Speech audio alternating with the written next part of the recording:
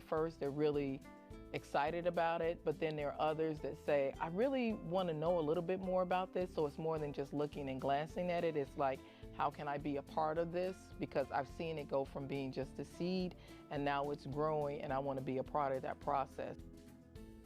So they really take care of everything and do it all and know how to do it all, and they have a lot of pride in that, in showing whoever comes into our classroom what they do and how they do it and what they've grown.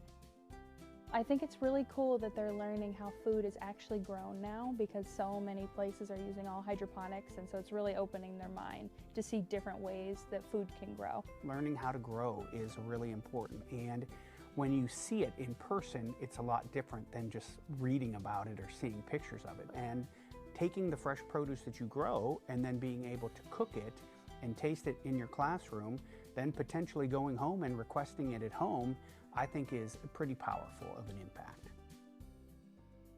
It tastes different because it's more fresh at the moment, and also when you freshly pick it and just go wash it real quick and then eat it, it's crunchy and delicious. But when you buy it from the store, it doesn't taste normal. This is the best salad I ever tasted. This salad is so much yummier than my mom's own salad. Having like a fresh lettuce that you just picked it has its unique taste. It was my first time ever trying bok choy and kale. They looked pretty weird at first. When my friends told me to try it, I just took a bite and it was super good. Oh, it's so cute because they really have a new taste when they try like tomatoes from the grocery store. I mean, they don't taste the same as fresh from the vine, and just their brains are exploding. Like normally they want to ask for ranch and they just pop it without it, so that's amazing.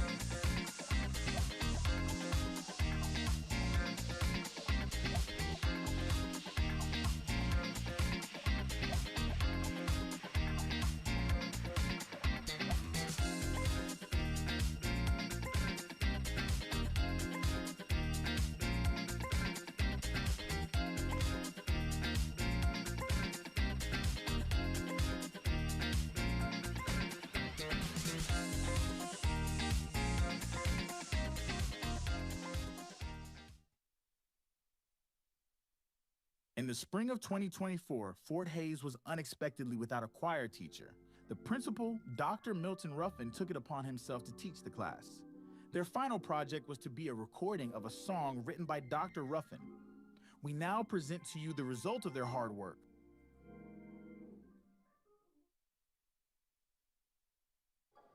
All right, let's do Celebrate.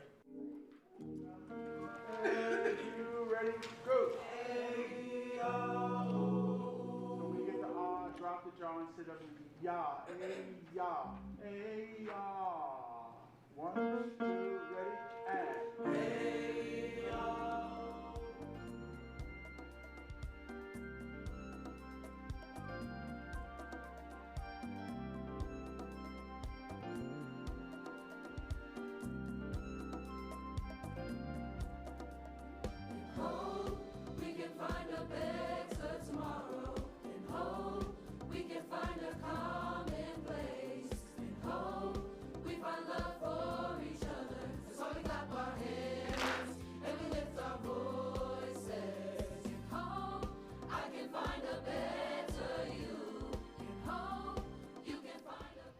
I was pretty nervous. I'm not even gonna lie. I was nervous, but then again, I was very excited. I was like, this is my first time going to record. I hope I don't mess this up for everybody. You know, all these thoughts in my head. But at the end of the day, I'm glad I did it. I have no regrets of doing it. I wish I could do it again. Sadly, this is my last year. But yeah. There's a brighter day coming, and it's getting closer every day. There is a brighter day coming where we all participate and we'll overcome that day. He treated us like he treats his college students. Yeah, which was cool, but at the same time, it's a little rough to meet those expectations. It was very challenging for us to get there. So we clap our hands and we lift our voices. In home, I can find a better you. In home, you can find a better me. In home.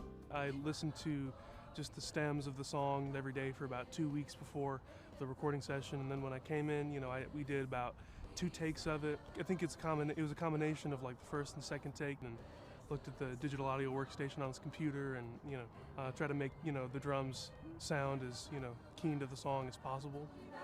Now we stand at last. There's a brighter day coming, and it's getting closer every day. There is a brighter day coming where we all participate and we'll overcome that day. We celebrate the mountains we come over and press towards a perfect. And so it's tricky, especially for people who are not used to recording, young students, people who it's their first time recording. They get nervous. There's really no audience to give you that energy feedback and that appreciation for what you're doing. It's just an empty room with me.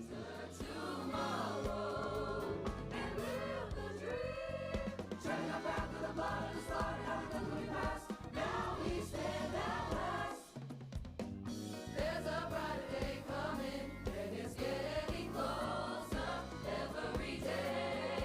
There is a brighter day coming where we all participate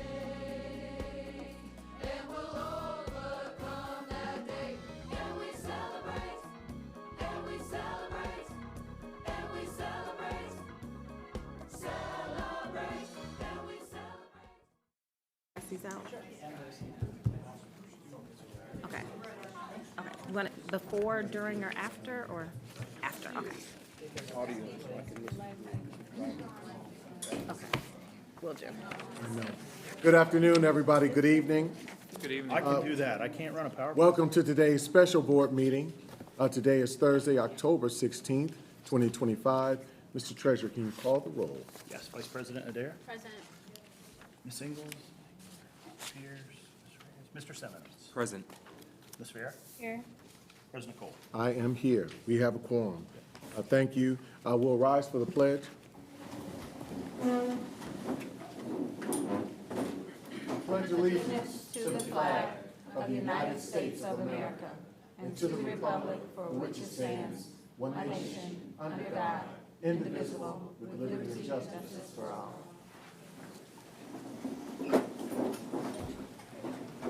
Thank you all.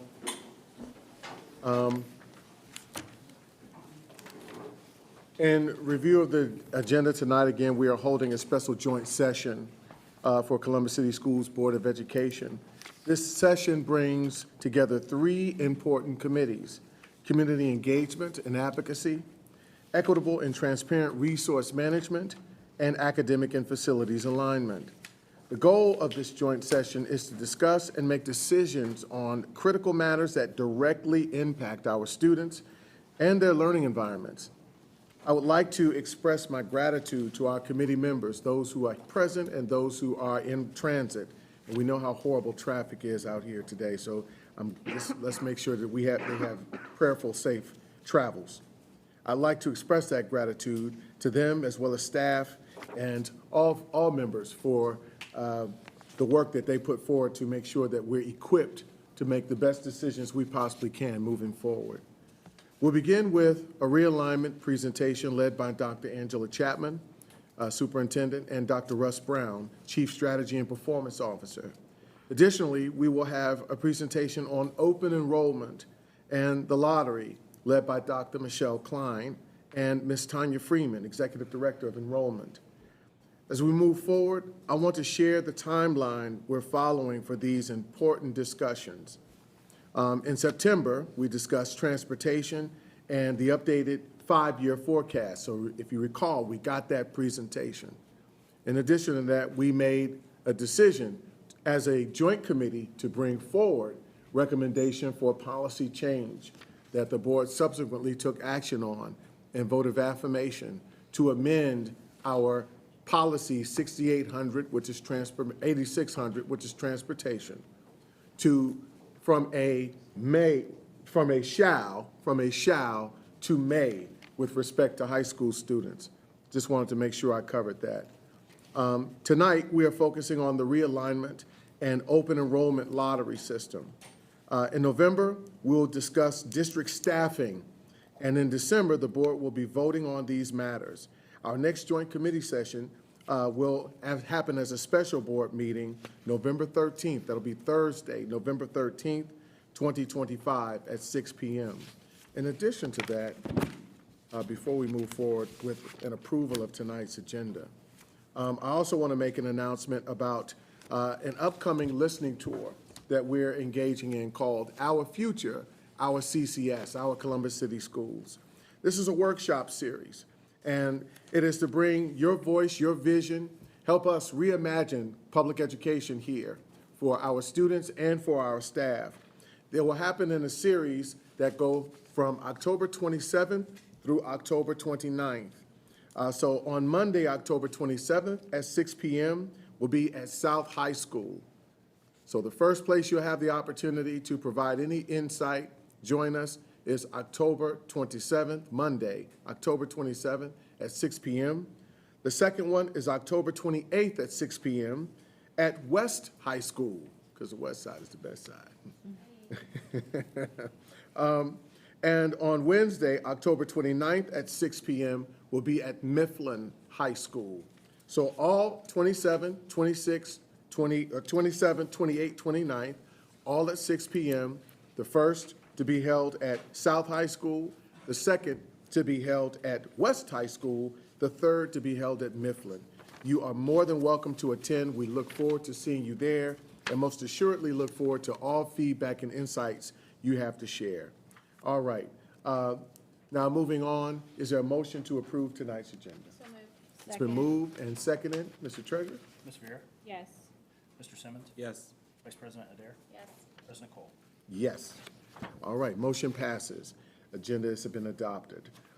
Before I move on to, because tonight I wanted us to be really focused on the discussion at hand. There's quite a bit of information for the community to have to receive, and particularly our committee members.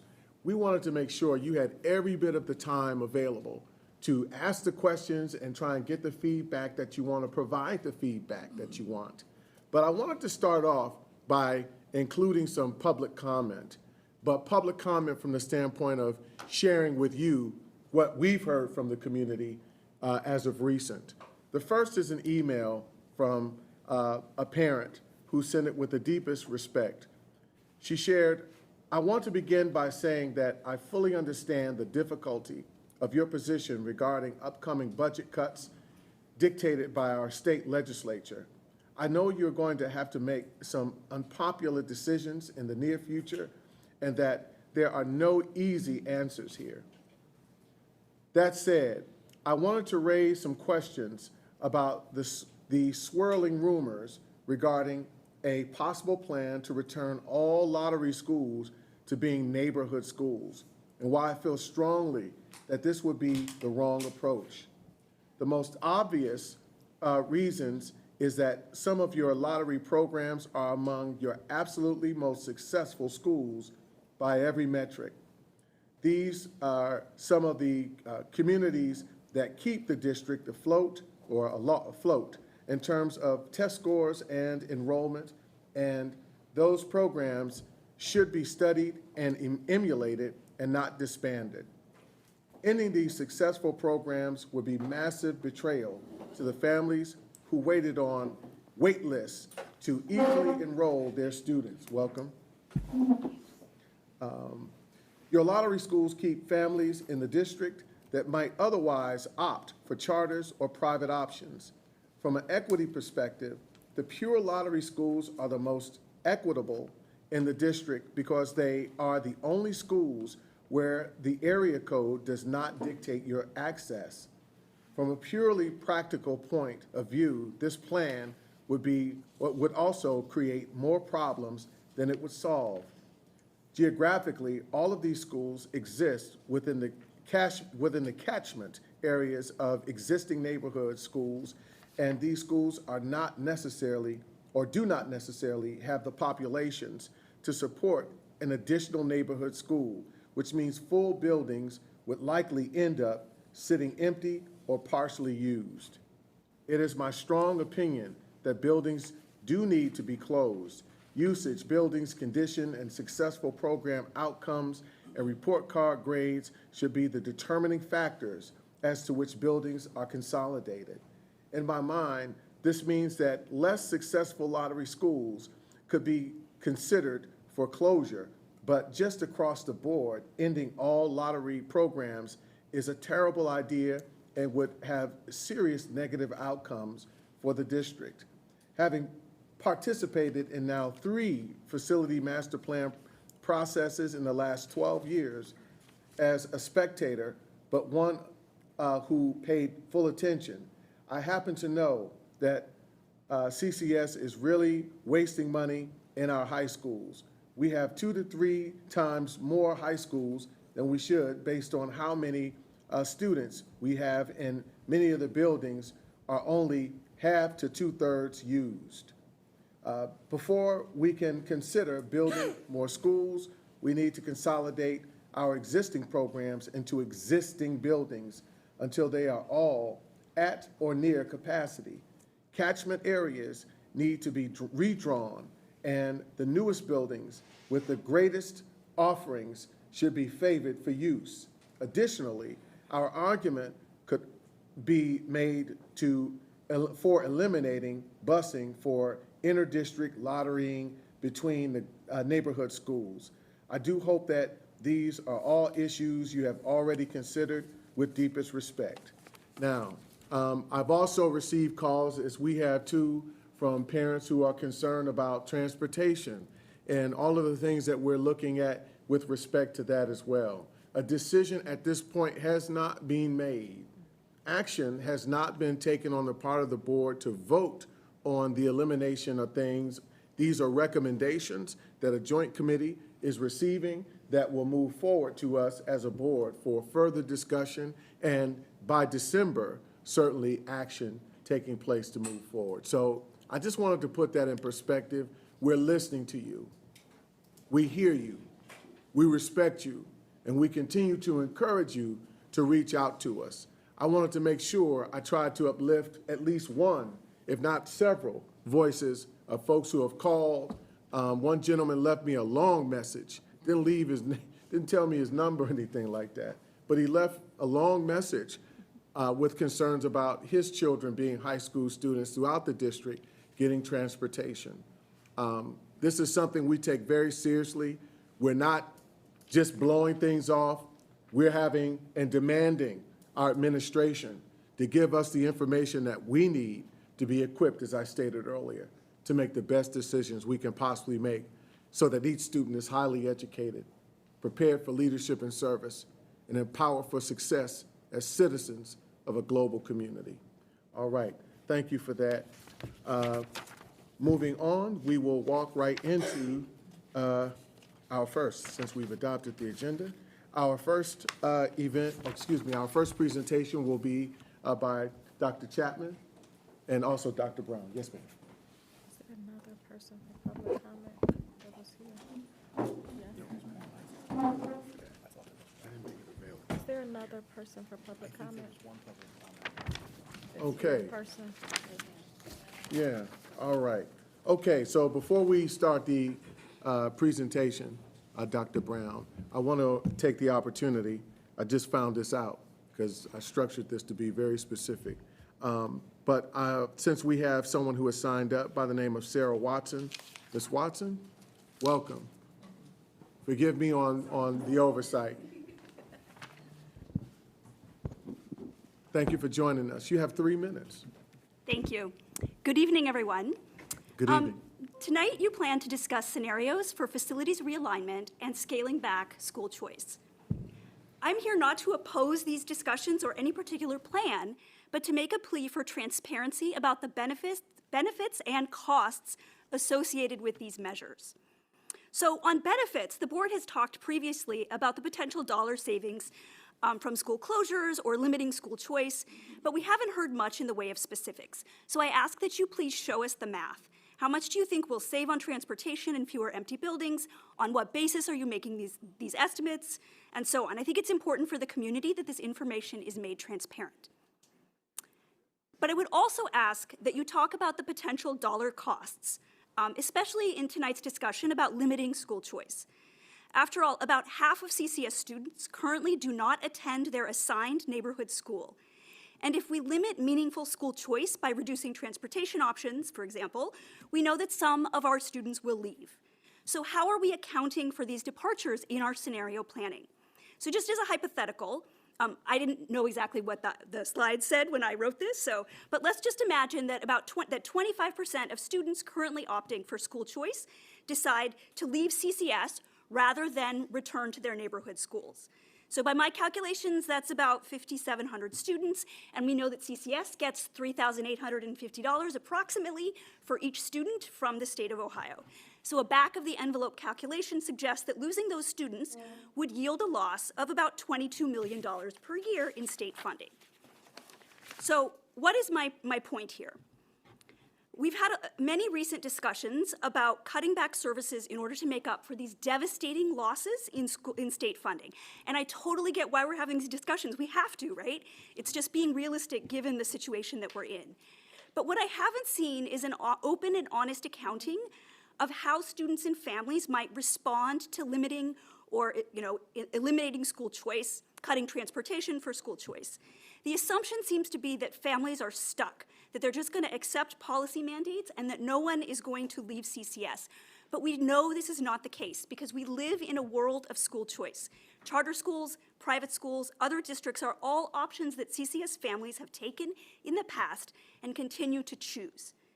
So just as we have to face the hard realities of state cuts to funding, we should also acknowledge that cost-cutting measures that we take in this space will likely have repercussions for our total enrollment.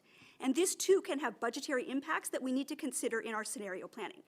So again, I'm not against change. You guys have seen me before actually saying that we need change, but I am advocating for a really sort of transparent and two-sided accounting of these proposals that we're considering. So I look forward to hearing this type of discussion and balanced analysis tonight and in our upcoming meetings. Thank you all for your time and for all the hard work you do for CCS. Thank you, Ms. Watson. All right. Okay.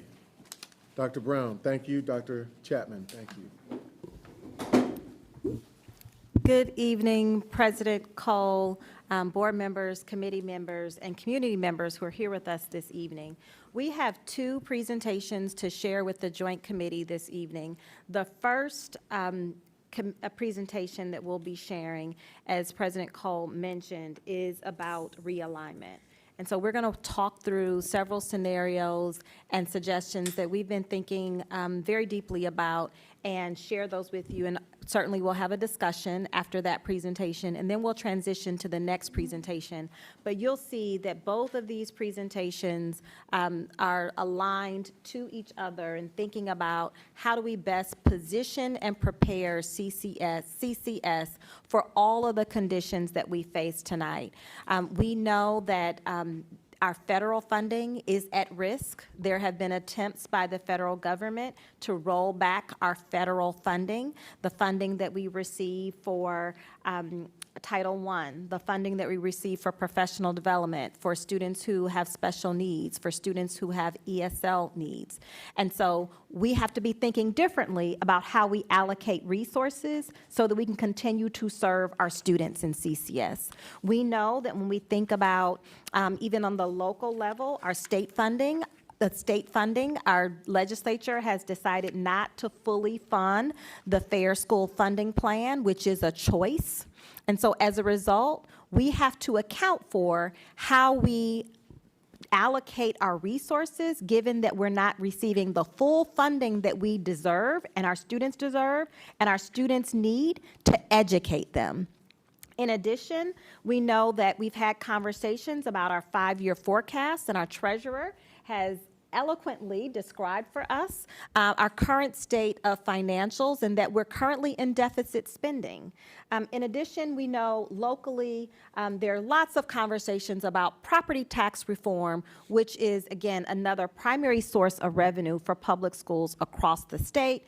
And so these are some of the conditions that we're considering. These are some of the conditions that we're operating on. And so we have to be thinking differently about how we allocate our resources in CCS.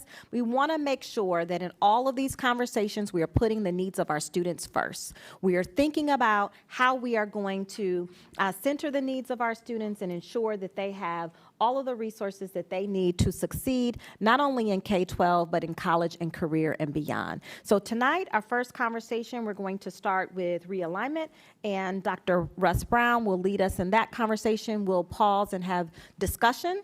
Very robust discussion. There's a lot of information that we'll be presenting, so we'll have time to discuss that, and then we'll transition to the next presentation. Dr. Brown, I'll turn it over to you. Good evening. Good evening. Good evening. Hello? Let's see if that better.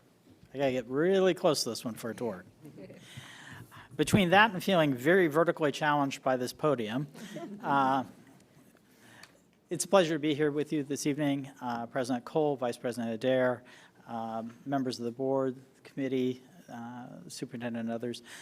Pleased to be able to join you this evening to have a conversation about consolidation and how this can better position us to move forward toward the future for our students, a vision of how we would actually like to serve students in this system.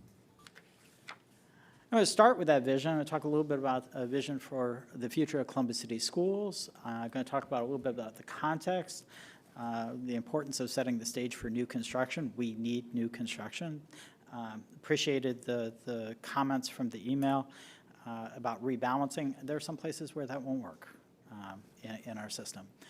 And there's an urgency to consolidate some of our buildings, and I will spend some time talking about that. Last year, the legislature was entertaining a consideration for an opportunity to force the sale of our buildings, buildings that were under 60% utilization.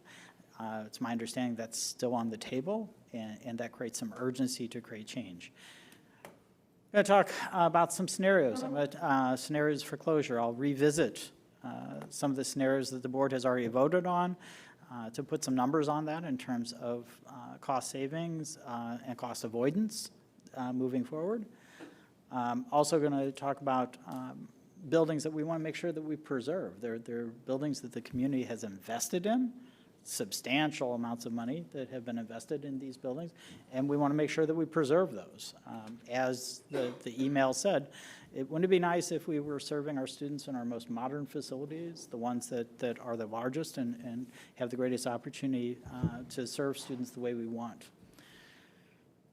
And then we'll talk about next steps, some questions, et cetera, and then the opportunities for other folks to engage, because as Board President Cole outlined, we have an opportunity to engage with the community. And so what folks hear today, and there's some handouts in the back for folks, we certainly want people to be part of this conversation to help inform it as we move forward. So diving right in, we want to ensure that every student learns in a strong, modern school environment with the programs and the support that they need to succeed. We envision Columbus City Schools realigning our feeder patterns to support 10 to 12 vibrant high school programs, with each region offering robust programming in 1 to 2 high schools. We'll do this by expanding and enriching programming that resonates with our students' hearts and minds and meets the evolving needs of our community. We've got a growing community. We have lots of opportunities for our students, particularly in the CTE space, to be able to have an education that aligns to workforce opportunities as they weave. We'll strengthen our communities and our neighborhood schools by providing needed services and resources for our learners within their high school community and, where possible, at their home school. Localizing whole child supports and academic MTSS supports in each of our high school communities, so students don't have to travel so far in order to receive the services they need. It's frustrating sometimes to look at how far students have to travel in order to receive the services that they should be able to get within their community. So to make this vision our reality, our community needs new and larger schools with greater offerings for our students. Bottom line, we have too many small schools, we have too many old schools. Small schools, and we've talked about this before, limit academic and extracurricular programming for our students. It's really hard to have AP classes, a diversity of AP classes at a school that has 400 kids in it at a high school. It's really hard to do that. And the other day we were really hungry when we were talking about it. Wasn't the best example at the time. We've spread our resources sort of like peanut butter, and it gets real thin after a while. When you have too many schools and they're too small, all of a sudden everybody's got a half a teacher for this, half a teacher for that, a social worker 1 day of the week instead of all full time. It's much better when you have a larger community, because then you can aggregate those resources, those whole child supports, those MTSS resources to support kids. Bottom line is our kids deserve newer schools. They need flexible environments. Again, they'll support and structure for all learners. And again, those are those wraparound supports, the MTSS that we want every student to have. But yet, over half our schools are over 50 years old, and a number of them are over 100 years old. And bottom line is older schools, sort of like older cars and older other things, are hard to maintain and cost more to maintain. So we also have this opportunity, thanks to the community. We have PI dollars, permanent improvement dollars, that the community has been so kind to route our way. Well, if we're spreading them thin like peanut butter across lots and lots of buildings, that's probably not as strategic as we'd like to be. On the other hand, if we can consolidate some buildings, then we can be much more strategic about those investments, and we can actually pivot some of that money to support the construction of new schools. So moving forward, again, I mentioned there's some urgency to this. That impending legislation is not going away. Downtown High School is one of the schools, that's the picture here, that would potentially be forfeited. It had less than 60% enrollment. It's one of the buildings that would meet the criteria for the state. And, I, as a taxpayer in this community, get really frustrated with the idea that this building wouldn't be available for our students. And when you start looking at the list, it makes me really nervous. So here are some older buildings, legacy buildings, that are all under 60%.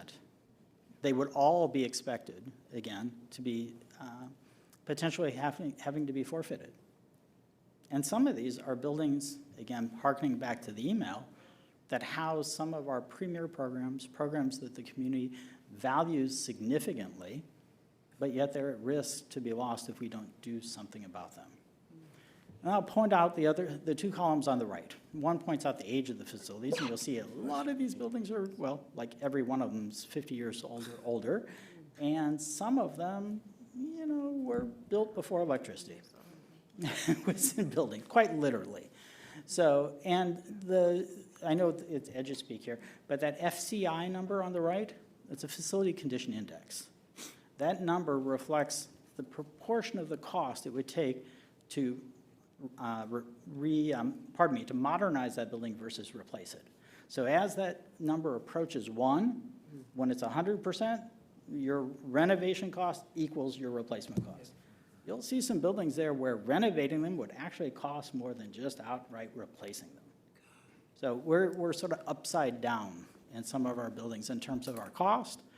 And again, these buildings, these older buildings, end up, and particularly when they're larger buildings, end up taking a lot of permanent improvement dollars that could be redirected for another purpose. Dr. Brown?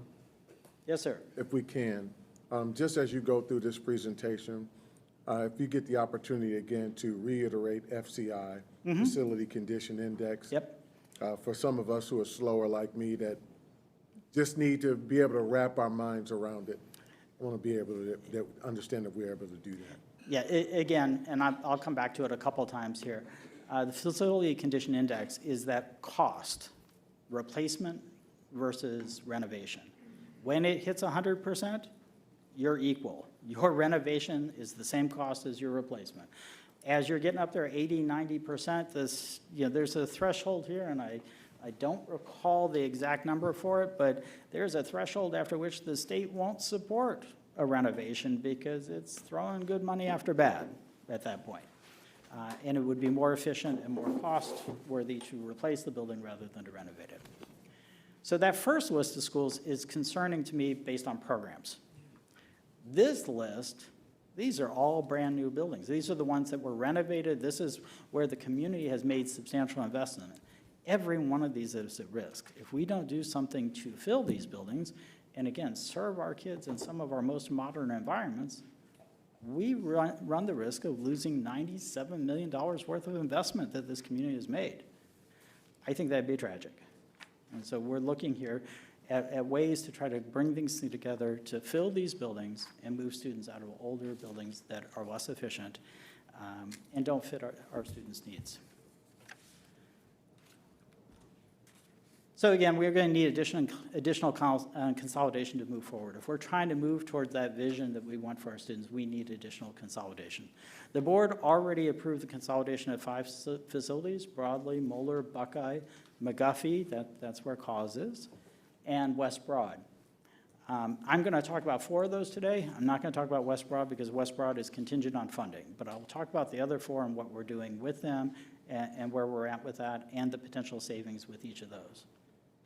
Again, more consolidation is necessary. I've pointed out the buildings that are at risk with this. It's a use them or lose them scenario. And we're trying to figure out the best way to make best use of the community's investments that have already been put there. Again, most of these will not be new. The board has seen and the community has seen some of these recommendations before or some variant of them before, so I don't think it will be entirely new to people as we go through it. There are a couple of wrinkles that are, and I'll emphasize those when we go through them. Throughout this, I want you to understand that there were some goals or guiding principles that were used to sort of inform this process. Number 1, akin to what we heard in the email, we want to serve kids in the best educational environment that we can. And that is to utilize those modernized facilities wherever we can to fill them as best we can to capacity so that our students are served in the largest and best schools that we have, where we can provide the types of services that we want for them. Again, it will increase access to program, it'll foster more equitable access to those services that students need, and will, in some cases, we have the opportunity to standardize some grade bands as well, which again aligns to that educational vision and where we want to be. It gives us an opportunity to leverage permanent improvement dollars, and you're going to see me for each one of these talk about the potential permanent improvement dollars that could be redirected, and then again, bottom line, safeguarding those investments that have already been made in those new buildings so that our students, again, have the opportunity to use those facilities and be able to use them instead of having a forced sale and someone else using them for a different purpose. I'll start with Broadway. Again, this is one of the buildings that was already decided upon. And I'm just revisiting this in part to let you know, well, hey, we've been down this process before. This is the savings that comes with it. And we've been engaged with the community around a boundary process, and we sort of know where that's going at this point. So it gives a little bit of background. So Broadway Elementary School, built in 1952. That FCI number is up there. It would cost 95% of the replacement value to renovate that building. Again, the state's not going to support that sort of investment. The board, thank you very much, decided that we would repurpose or close that building for instruction and repurpose it. We listened to feedback from the community on that and focused on what this would mean for English language learners, students who receive special education services. And we spent quite a bit of time relocating those services as close to students' homes as we could. It's a process that we're engaging with the Moeller community as well. By moving kids to Eastgate, we're going to make more full use of the Eastgate building. Eastgate will, or as is, feeds into Champion and East High School. So by moving broadly into Eastgate, we will eventually add 100 more students to East High School as well. So it starts to help us with making better use of East High School.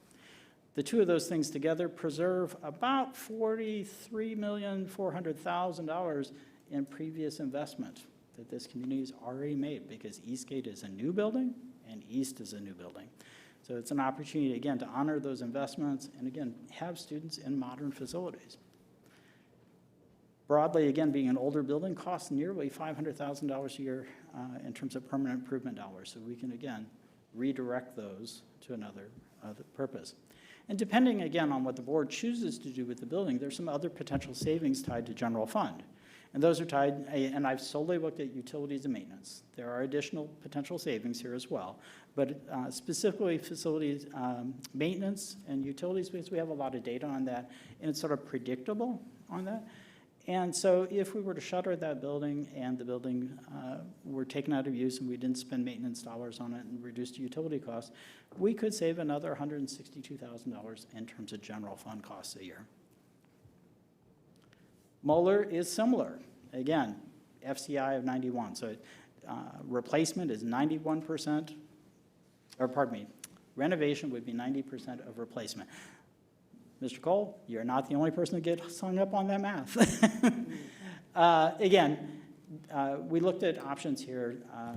This will split the old Moeller community. The boundary for this has the majority of the kids north of Phoebus going to Lincoln High School, or pardon me, Livingston, and the students that are south of Phoebus will be routed, for the most part, routed to Lincoln Park.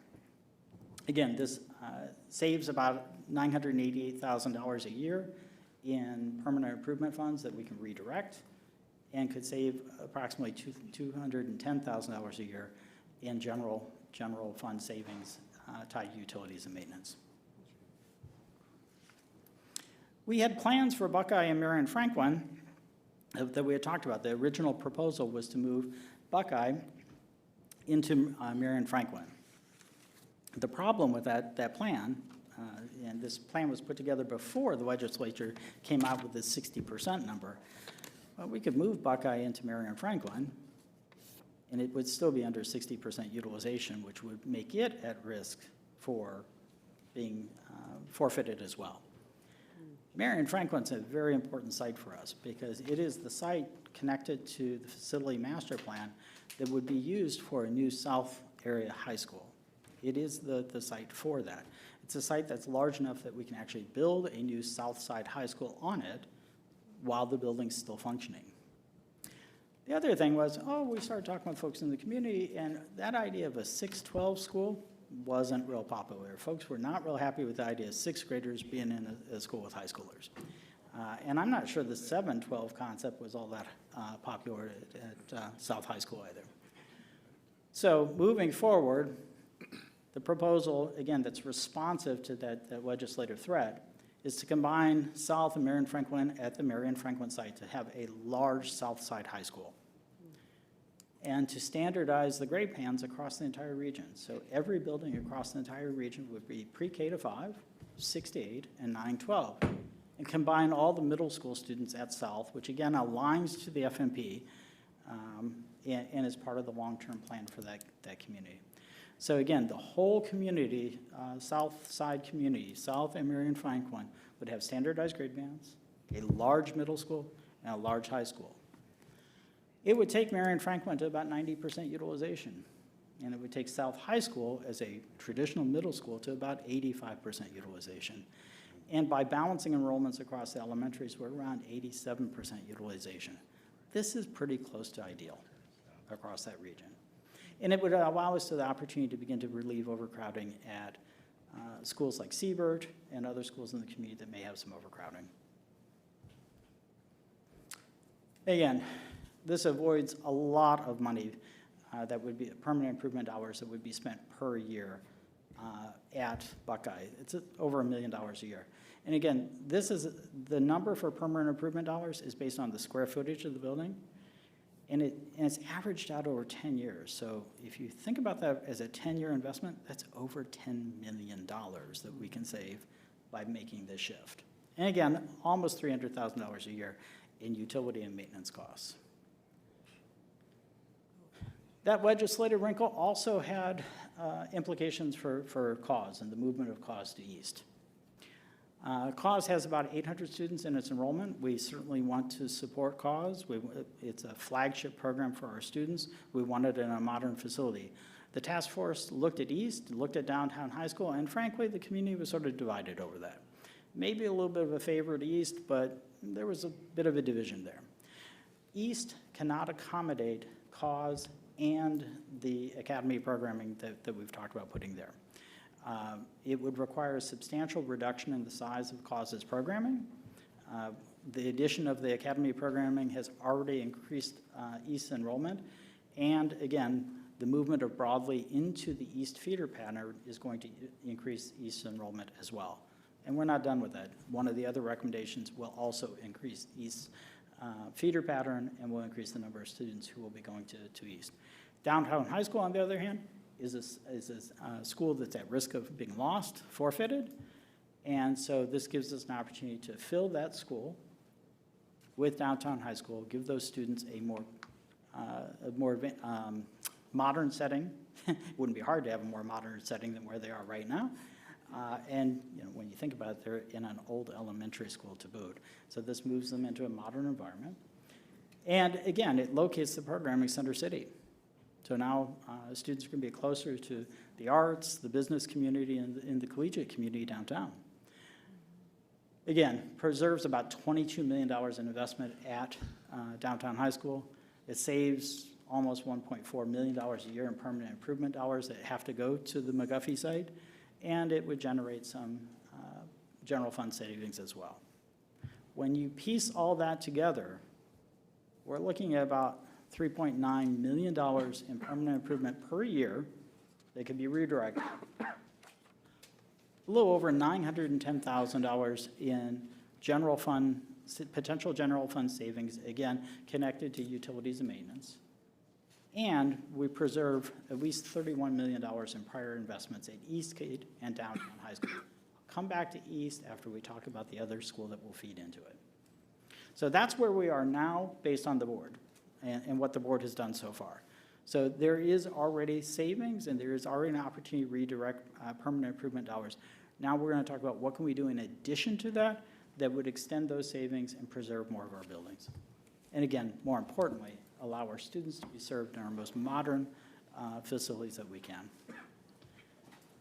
First of them, and pretty much any of them that you see this light yellow building, these are ones we've talked about before. Fairwood was part of the consideration before. So we're going to come back to Fairwood and talk about it. Fairwood would fit neatly within Ohio. They're adjacent to one another. Ohio Avenue is a renovated building. Fairwood is aging and underutilized. Again, it was built in 1924, and renovating it would cost 111% of what it would cost to replace it.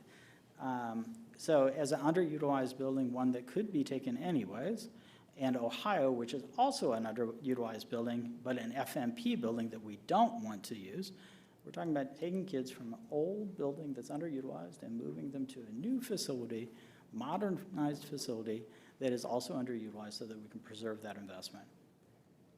It'll save about $10 million worth of investment that was done at Ohio Avenue. It will help us with East because, again, if you think about 4 cohorts of kids going through, it'll add about another 100 kids to East High School a year by having Ohio Avenue feed through that pattern as well. And again, it avoids about $642,000 in permanent improvement investments at the Fairwood site, and would allow us to save up to roughly $162,000 worth of costs around utilities and maintenance. Gifted Academy. Again, when we think about what we heard in that email, we've got some programs, magnet programs across the city that are full 100% lottery. Folks feel very passionately about them.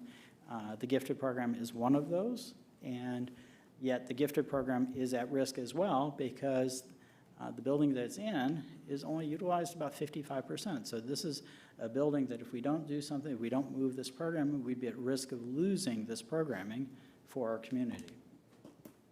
Avondale is a school that is a little bit landlocked for us. It's an elementary building. It's a new FMP site that's landlocked between the river, Starling, and Sullivan. And there's simply not enough elementary kids in that neighborhood to fill it. So the proposal would be to move Gifted into Avondale. The Avondale students could be served at Sullivan and Starling. They would easily fit into those 2 buildings. It would allow us to avoid the loss of the Gifted programming, and will allow us to retain an FMP site that we have invested in that's going to be difficult to fill based on the location. It would save an investment of about $12.3 million at Avondale. It would avoid, again, the investment of permanent improvement dollars in the old Everett site, which, again, is one of the oldest sites that we have. Again, built in 1898, and it would cost 124% to renovate that versus what it would cost just to simply replace it. And again, potential general fund savings each year over $250,000. Duxbury. This one's a hot one too. For years, we've promised the Duxbury community that we want to move them to Fort Hays. That would require additional funding, that would require additional dollars, and we're not quite positioned to do that yet. But again, Duxbury is under-enrolled, and South Mifflin is too. South Mifflin is an FMP building. South Mifflin is basically in the backyard of Duxbury. They are very close to one another. So the recommendation would be to move Duxbury and Duxbury's programming into South Mifflin. We could pick up and move that programming in whole to South Mifflin and be able to, again, maintain a neighborhood zone for that school with lottery seats available, 100% lottery seats available to the community for folks who are interested in the arts and the arts programming and the continuation of the arts programming through Ames and then on to Fort Hays. It's really a joy sometimes to spend some time at Duxbury and see kids that come back from Fort Hays and again, talk about their experience as they went through from Duxbury to Ames to Fort Hays. Again, Duxbury's old, built in 1959. Its FCI is 86%, so it costs 86% of the total value of replacement in order to be able to renovate it. Again, this preserves about $8.5 million in community investment in South Mifflin, which is the FMP site, and avoids an additional over $500,000 a year in permanent improvement dollars that would be put into Duxbury. And again, if you take that out over 10 years, that's over $5 million in savings. Again, potential general fund savings, again, here are over $175,000. Finally, because I feel like I've been talking a long time already, Como. Now, when we were on the north side before, we had talked about North Linden, but Como is actually in worse condition. Again, Como's facility condition index is 106. It would cost more to renovate it than to replace it. Again, the FCI for North Linden is 89. It's not great, but it's better than Como. We also have a school in this area, Oakland Park, which is a 100% magnet program. While it's a 100% magnet program, it doesn't have a substantially different academic program than other elementary schools. If you look at Duxbury's, again, it's an arts program. You look at gifted program, it's a gifted program. This one's an elementary program. We have an opportunity here to convert Oakland Park instead to a neighborhood school, close Como. Most of Como students would end up at Oakland Park. And then we do some boundary adjustments and enrollment balancing across the region. And it would land at about an 85% utilization across the region and would make better use of Oakland Park. While Oakland Park isn't at threat, based on enrollment currently, it is a building that the community has invested $8.1 million in, and one that we could, again, make accessible to the kids who actually live in the community and allow those students who've gone to Como or other schools in that area to participate in that school, which is a modern learning environment. Again, avoids about $435,000 per year in permanent improvement dollars and has the potential to save over $100,000 in general fund per year. So if we summarize that, when we look at this, Avondale becomes the new home for the gifted program. East has an expanded catchment area, receiving students eventually from both Broadley and Ohio. And with the addition of the Career Academy, we've already seen an uptick in the enrollment at East, and we would expect that, again, this would add 200 additional students to East over time. Ohio would receive students from Fairwood and would provide additional neighborhood relief if necessary. And finally, South Mifflin will become a swing site for Duxbury. These actions, focusing on these four shifts, would save or preserve an additional $65+ million that the community has invested in these new FMP buildings.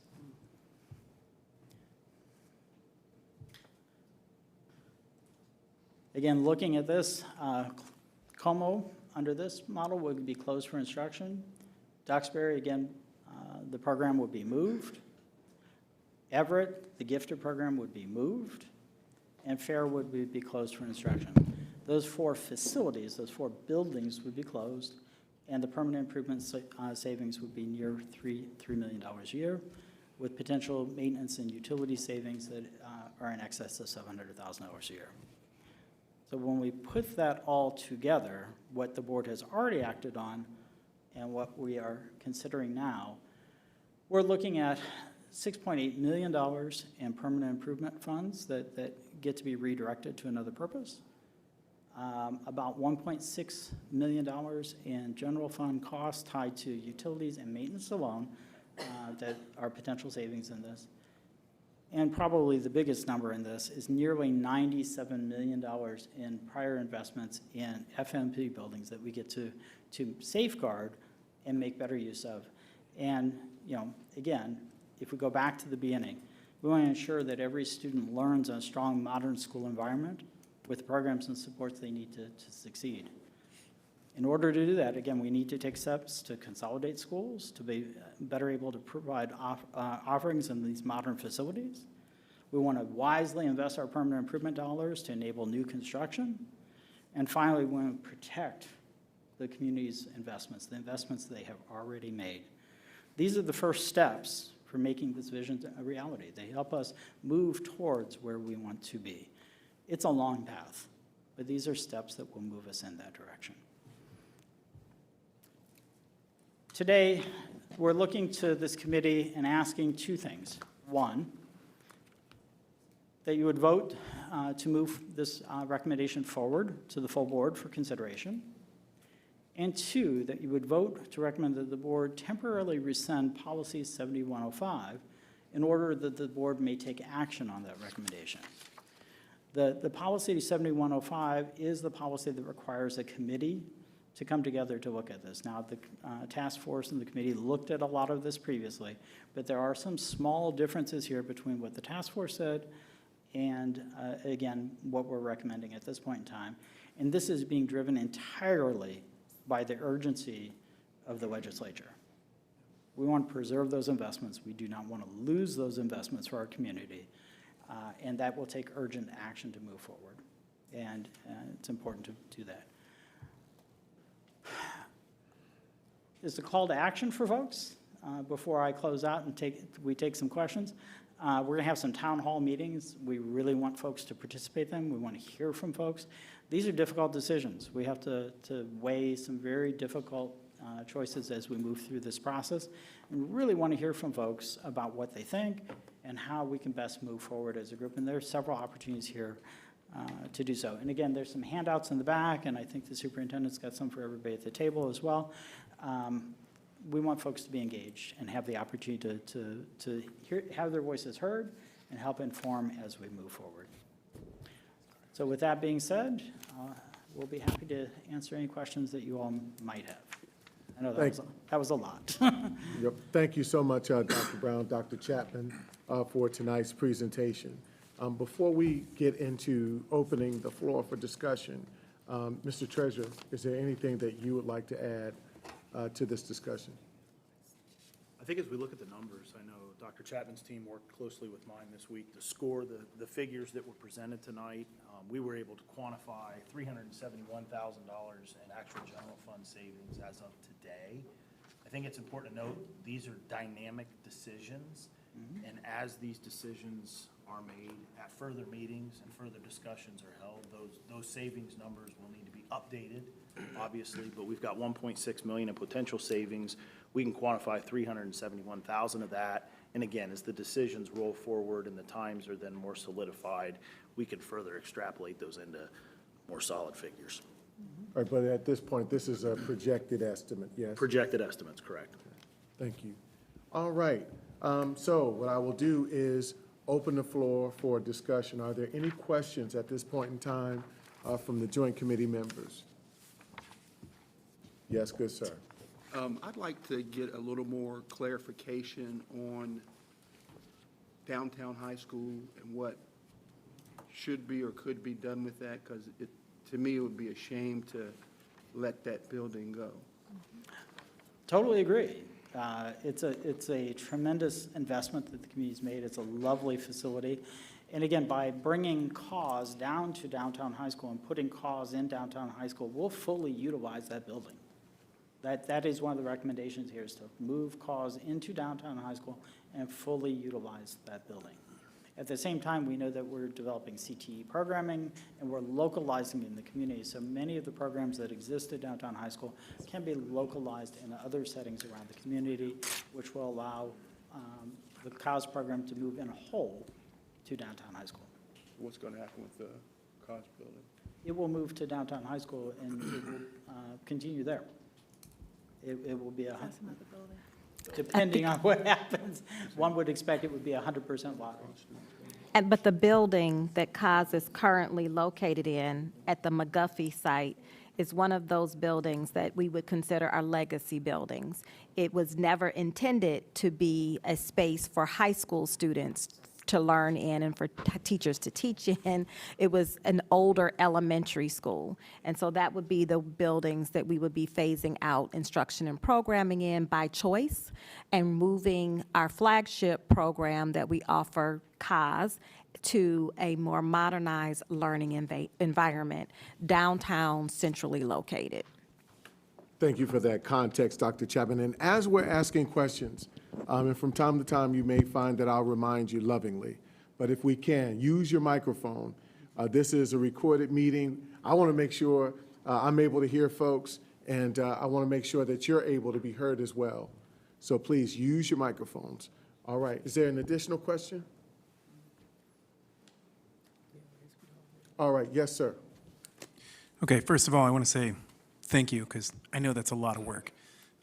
I've tried to follow that in the past, and I get it. A very quick request. I really appreciate the transparency in how much savings there is from electricity, maintenance, and everything like that on the buildings we're talking about, but it would be really helpful to see the entirety of all the buildings laid out the same exact way, just so that we can get a sense of scale, because I have a feeling you've picked some of the really big outliers, but seeing that across all of them would be really great. Two quick questions I wanted to do in terms of framing. So I know the legislation you're talking about where they tried to pass the exact same thing last year with the 60%. My first question is, do we have a sense of when they're trying to pass this legislation again, or is this just in the early chambers again? I don't have a date for that, do you? I do know, though, that it is still under consideration at the Okay. All right, so they're still trying to actively move it through the subcommittees and whatnot. And then I think this might help with framing for the community. Is the concern here and the urgency really driven around the fact that we would need to be compliant with this legislation ahead of it passing? So like, let me just lay out like a timeline maybe for everyone. So if they were to pass legislation that said any buildings with less than 60% utilization have to be, closed and then sold to charter schools, right? The versions of legislation that I think I've seen, we would need to be compliant with that before the legislation passed, right? And so that's why we're trying to take action so quickly here, is that if the legislation passes and then we react to it, it may be too late to save the buildings. Is that the concern and what we're trying to hedge against? Absolutely.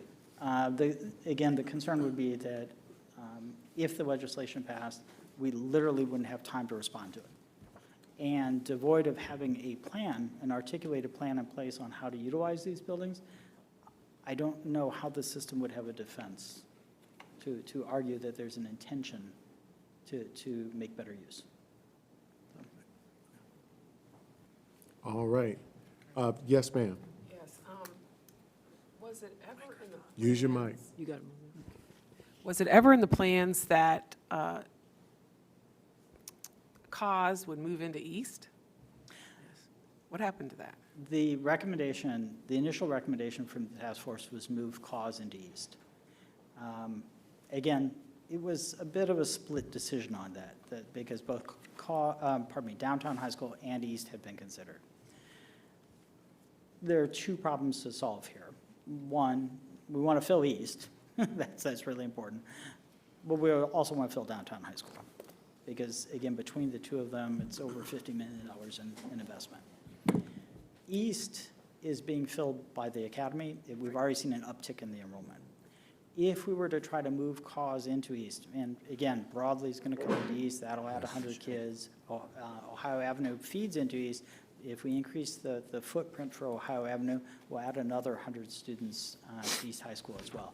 So that would require the CAUS program, if it were to fit in East, to be substantially reduced in size. This was a big concern for the folks in the CAUS community. They wanted to be able to maintain the size of their program as they move forward, and this would require a substantial reduction in the size of the program. So again, the legislation that came through sort of nudged us to go back and revisit that. And again, I think it provides a better fit because Downtown High School can accommodate that entire enrollment and can maintain that enrollment over time. Yes, ma'am. Okay. Two quick questions. We own all the property at Fort Hayes, right? Yes. Okay, so I believe so. So Duxbury would move there, and that would be where our Arts Impact program would be. I think, again, what has been spoken about over time is moving Duxbury to the Fort Hayes complex.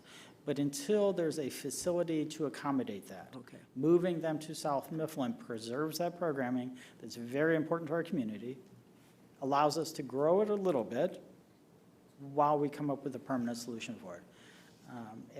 And again, the permanent solution that I think that community would love to see, and many of us who enjoy the arts would love to see, a K-12 integrated arts program on that site.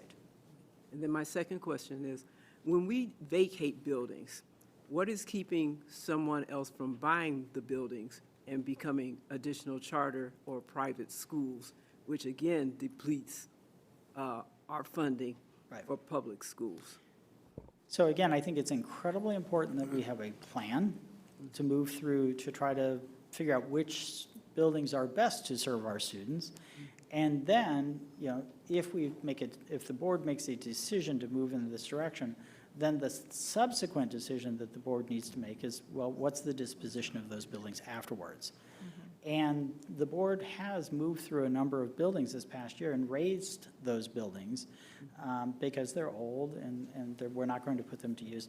And so I think the board would have many options to consider in terms of what to do with those buildings. And there's a window of time to make that determination once we've done that.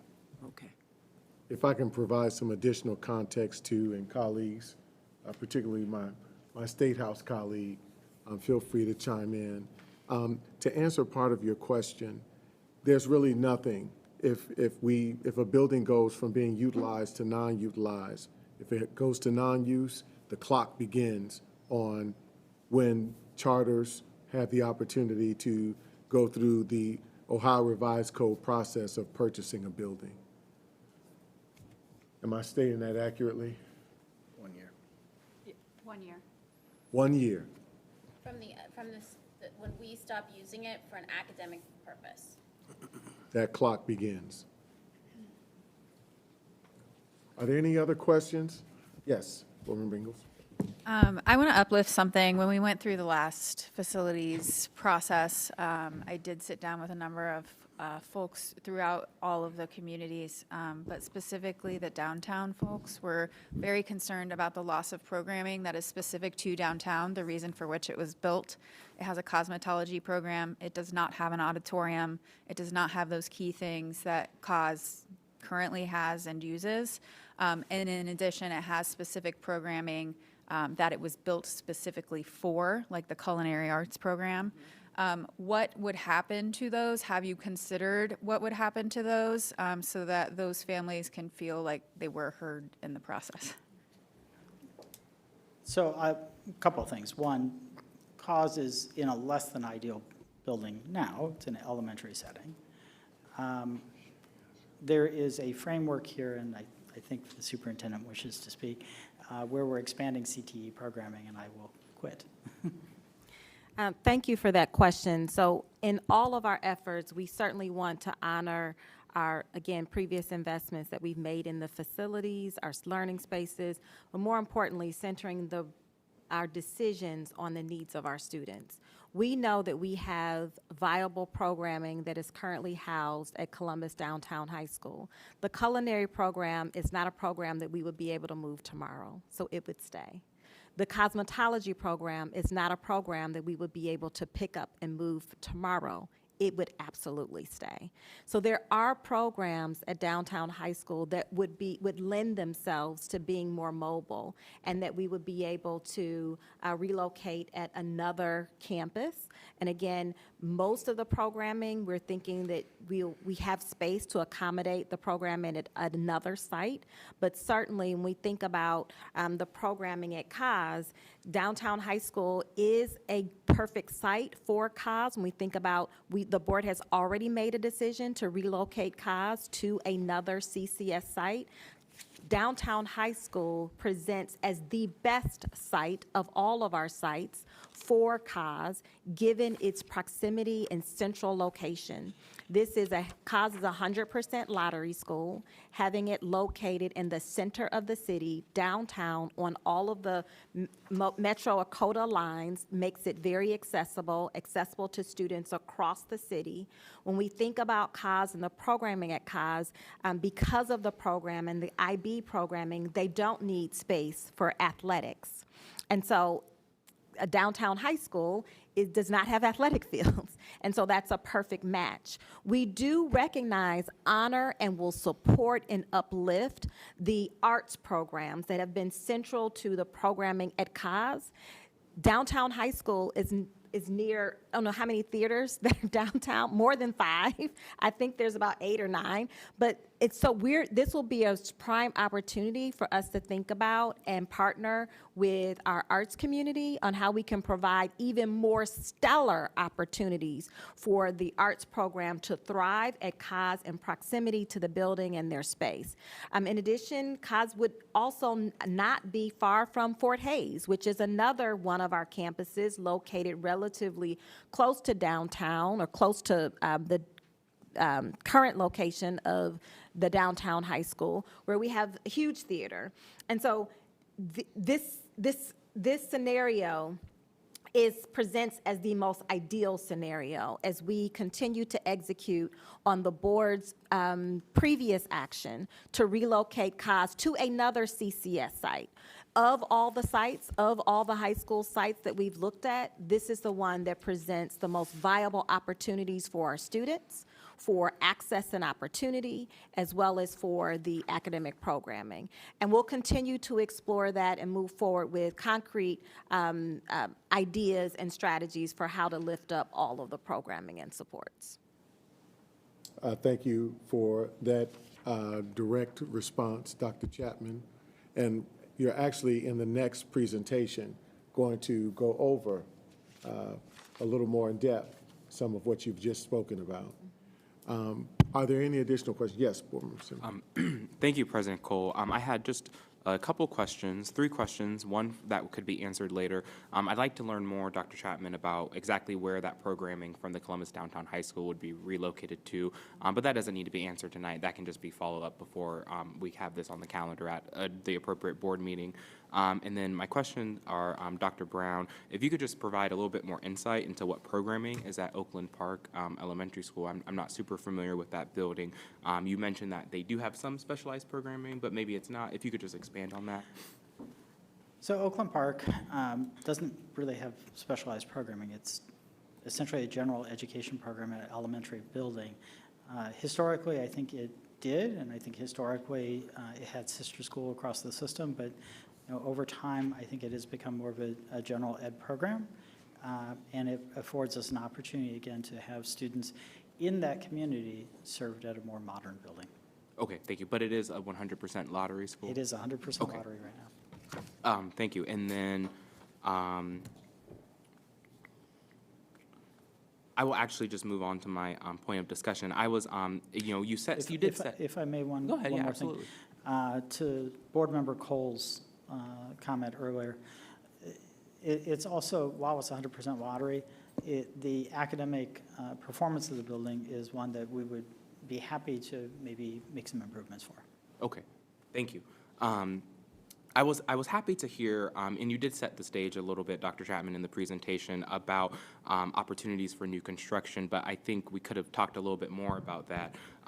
Freeing up these permanent improvement dollars, I think we need to make a mindset shift in our organization. We currently spend 100% of our permanent improvement dollars on the upkeep of our facilities, and that means in 10 years, we will still be spending 100% of our permanent improvement dollars on the upkeep of our facilities. If we instead begin to change that ratio and start to spend maybe 15 or 25% of those PI dollars on the construction of new facilities, in 10 years, our kids will be in new buildings. And so I do think there is a huge opportunity for the board, for our district, and our community to start to realize some construction. I would have liked us to talk a little bit more about that. So in that regard, I'm disappointed, but I'm not deterred about new construction. And perhaps later, towards the end of the night, the committee could consider a motion to recommend to the board that the board does calendar that on its meeting and begin to talk about construction. But there's a real opportunity to, not just do triage, I guess you could say, and make reductions to our facilities, but actually begin to construct new buildings. It's been 10 years since the board has broke ground on a new building. That's a significant amount of time. And so it's certainly my intention to continue to have those conversations, colleagues, with you all about how we can move forward on new school construction. But I think it's imperative that in the future when we have these conversations, they're not disconnected from the possibilities or the realities of new school construction. And my second point of discussion is there was some mention about, if we do make additional consolidations, that does mean that these properties may become accessible to charter schools. And this is an area where my mindset has shifted as a board member. When I started on the board, I really felt that we should work to preserve all of our properties and maintain all of our properties. But my mindset has begun to shift, and I've begun to question the value of retaining properties rather than focusing on other core areas where we are competitive. I think there is, potentially that it could be better for us to let go of some of these facilities and for us to focus on what does make us competitive against charter non-publics, which is we have better programming, we have better student outcomes, we have highly trained staff, better trained staff. And so that's an area where my mindset has really shifted, where I'm more comfortable allowing these facilities to go if it means that we're able to make better investments in our core academic and programmatic offerings, which is then what we have to go talk about to our community so that they know we are the better option. And that's not something we really do. And so, and my last point I will just close is I think it's good we're being proactive rather than reactive to potential changes at the legislature, because the legislature has established a mandate for public schools and charter non-public schools, whether folks like it or not, to compete with each other. And that's something that public school leaders across the state have never truly realized. And so I'm excited that I think this is the beginning of a big mindset shift in changing our approach to how we address that mandate. All right, thank you for that insight. Gentleman down at the end. Well, sorry, I'm going to piggyback for like 5 seconds. Two things I do agree there with you on. So coming back to like, oh, maybe the high school we're moving cast who doesn't have an auditorium, but to your point, having those dollars freed up allows us to actually build an auditorium. So I think that is an excellent point. I think the other thing I would challenge the community on is, what can we use that land for that would also be recurring revenue for the school district, so we get out of this position of constantly having to find money and scrap for it, right? So some great thoughts there. My actual question, though, but that was really great, Brandon, thank you. So we've talked a lot about the money and the dollars. We have to, I definitely get it. But some things I'm really curious about are, how are the busing times going to change for kids? Because my understanding is that busing time is a direct correlation to how often they're going to attend school, which then can be a direct correlation to their academic performance, right? I'm also curious if there's any academic program changes that we can make. So I think you mentioned maybe one of the elementary schools might be struggling there. Mm-hmm. And so I'm also curious, with these changes, what are some of those, are there academic program change opportunities? And then finally, D1 sports, I know, is something we really struggle with in this district at the high school level. And so I'm curious if that's something we'll be able to offer at some of these high schools when we talk about combining them. So I'm happy to take a swing at part of this, and I'm sure the superintendent will want to lean into part of it as well. A lot of questions in there. I keep writing them down. So for the transportation piece, I'm not going to be able to answer it completely. I think we'd have to go through a routing exercise, et cetera. But if we move cause downtown, we definitely are going to shorten transportation for anybody that is on the west side of the town or the south side of the town who attends cause. It becomes a central location. It becomes more accessible to students. If Oakland Park shifts from being a magnet program to a neighborhood school, we stop shipping kids all over the city to Oakland Park, and instead it becomes part of a neighborhood and school. And some folks might exercise choice to go there as well, but it reduces the transportation burden for that one as well. Duxbury moving to South Mifflin would not be a substantial, South Mifflin's in their backyard, so I don't think that's going to be a substantial change in transportation costs. And Fairwood and Ohio are adjacent. So again, I don't anticipate a substantive change in that. And again, by aggregating more kids at a building, we also reduce costs because we reduce stops on that. And certainly there's an opportunity in some of these settings to be much more creative about our programming. And by having our students aggregated in larger groups, it means that we're not spreading those resources, whole child resources, as thin. So it's more likely that folks are going to be able to have additional resources in the building because they have more students there. So, all right. I think, Dr. Chapman? I want to just expound upon that just a little bit more. We talked about programming. When we think about some of the elementary schools that we discussed tonight in this presentation and the recommendations, some of those elementary schools have maybe 150 students. Mm-hmm. That's a very, very small elementary school. And so it is, it's a challenge for us to provide all of the supports that the students need to accommodate them, given the size of their building. And so they usually typically end up with 0.5 for an art teacher, 0.5 for a social worker, 0.5 for a counselor, 0.5 for music and PE. That means that that programming is only offered one day a week, which makes it impossible to integrate, for those teachers to collaborate with each other, for those teachers to plan amazing experiences for the students, because they're only there one day a week. And so, and they're teaching their classes, not there to integrate and talk about cross-curricular programming and planning with their peers and their colleagues and plan for extra programming. But if we, again, one of the schools, one of the scenarios that we discussed, one of the schools could fit totally in another school. And so now those same students, same staff, now they have a full-time art teacher, full-time music teacher, full-time PE. They have a full-time counselor. They have a full-time social worker, so that all of the supports that the students need are there on every day of the week when the students are there. You know, none of our students come to school and say, oh, I'm going to be sick on a Tuesday when the nurse is there. Oh, I need to talk to the counselor on a Friday when the counselor is there. And then the counselor then has to figure out how they're going to serve all the students in one day of the week. And so we talk about robust programming at the elementary level. Given the size of some of our schools, those are some of the constraints that we're working under. I also want to name that increasing the enrollment and getting the utilization up at our elementary schools, middle schools, or high schools does not mean that we're increasing class size.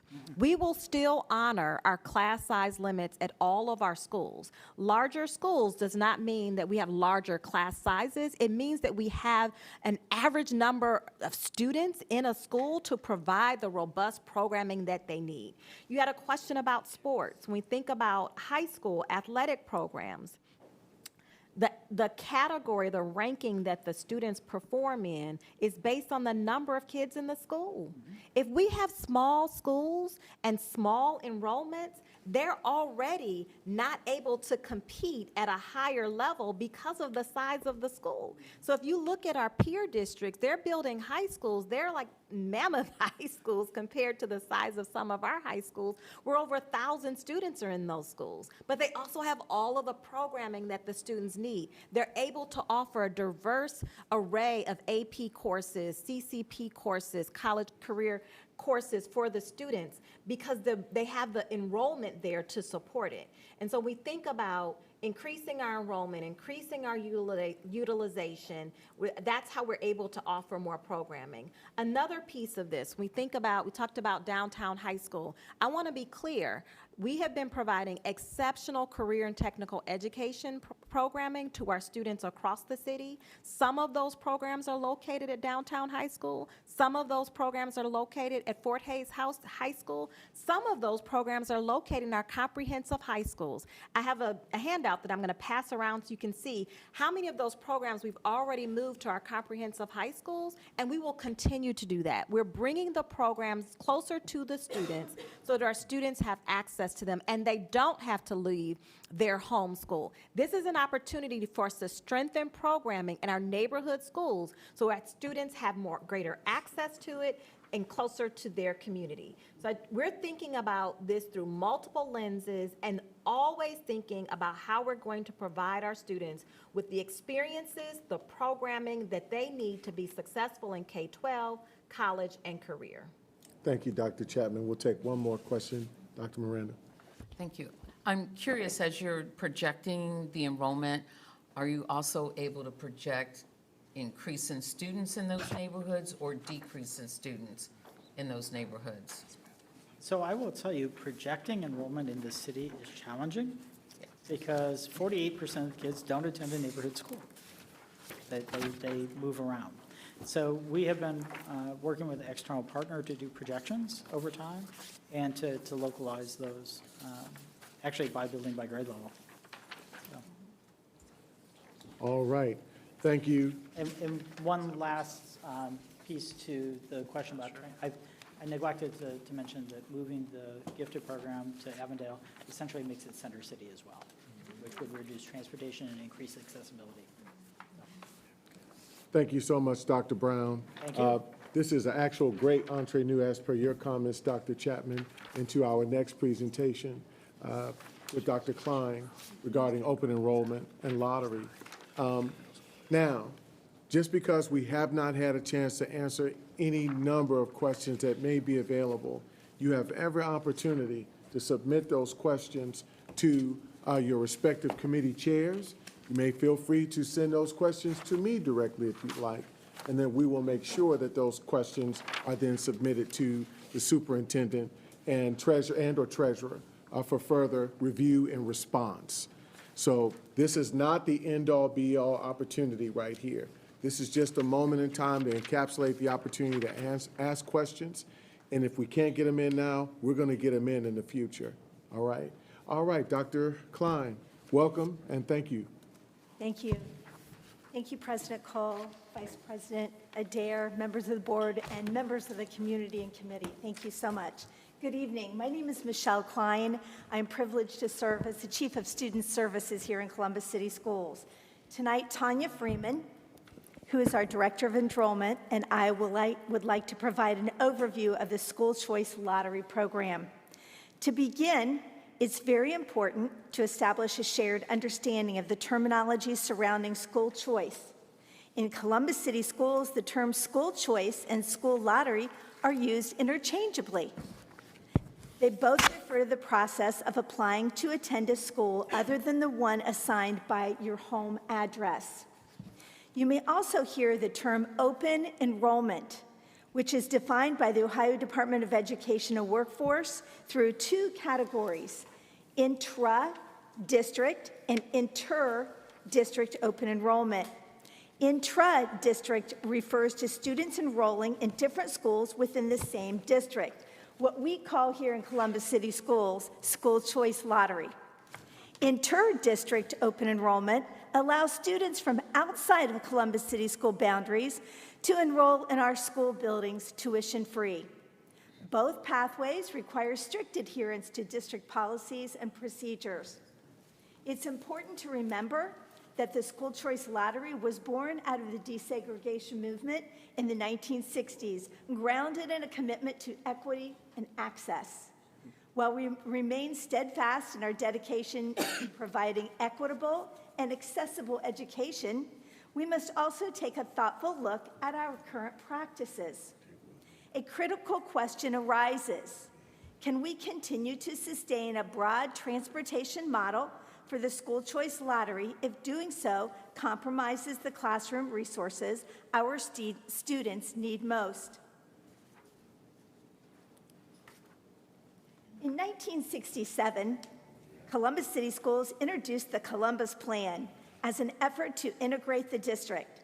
This initiative allowed Black and non-Black students to apply for transfer to schools offering specialized programs or those with a student population predominantly of the opposite race. While the plan aimed to promote voluntary integration and broaden educational opportunities, it was met with limited participation from Columbus City School families and ultimately did not achieve widespread adoption. In 1977, following a court-ordered desegregation mandate that required busing students to different schools and closing several buildings, an innovative principal and a group of forward-thinking teachers stepped up with a bold idea to preserve Columbus North. They proposed a magnet school model centered on independent study and a rigorous academic curriculum. By 1978, their vision materialized as a half-day pilot program at Mohawk School, enrolling 100 students. The following year, it evolved into the district's first 100% lottery-based school, with classes beginning in 1980 on the top floor of McGuffey Elementary. This marked the birth of the school choice lottery in Columbus City Schools. To ensure racial balance, a dual lottery system was implemented for Black and non-Black students. The overwhelming interest in specialized programming soon led to the creation of several more 100% lottery schools in the years that followed.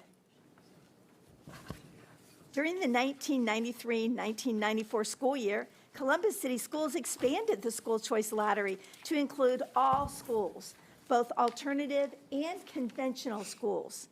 While this marked a significant shift toward broader access, student placements were still governed by racial diversity guidelines.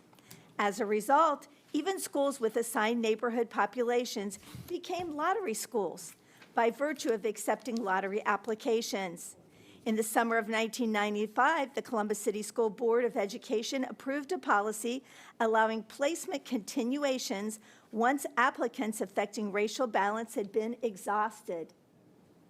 This pivotal decision laid the foundation for the modern lottery system that we recognize today, one that blends choice with structured equity considerations.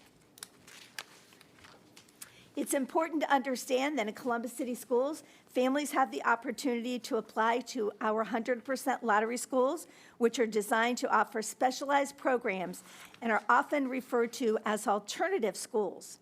These schools offer unique academic themes and instructional models, and general seats are filled exclusively through the lottery process, drawing students from across the entire district, regardless of residential boundaries.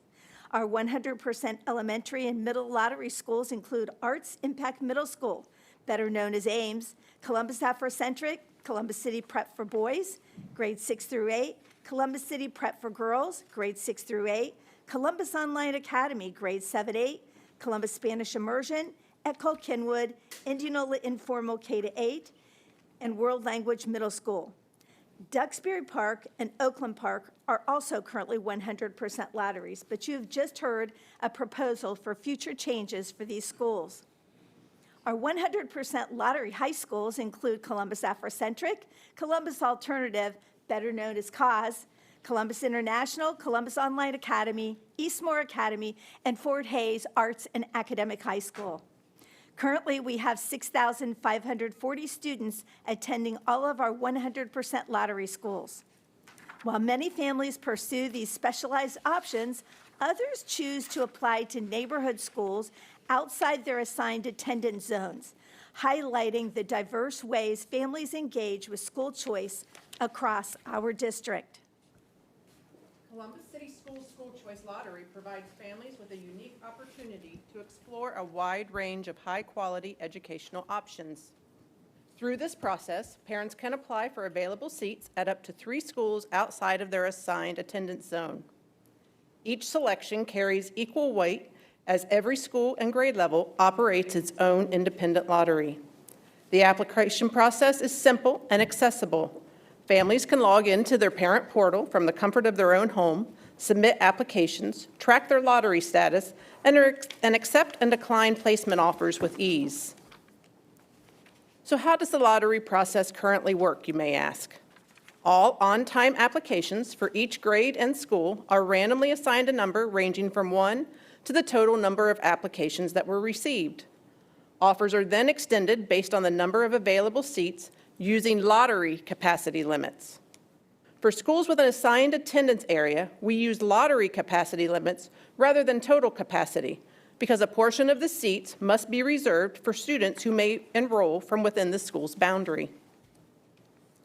Once the lottery process is finalized, parents are notified of their student's offer via email, text message, and an automated phone call.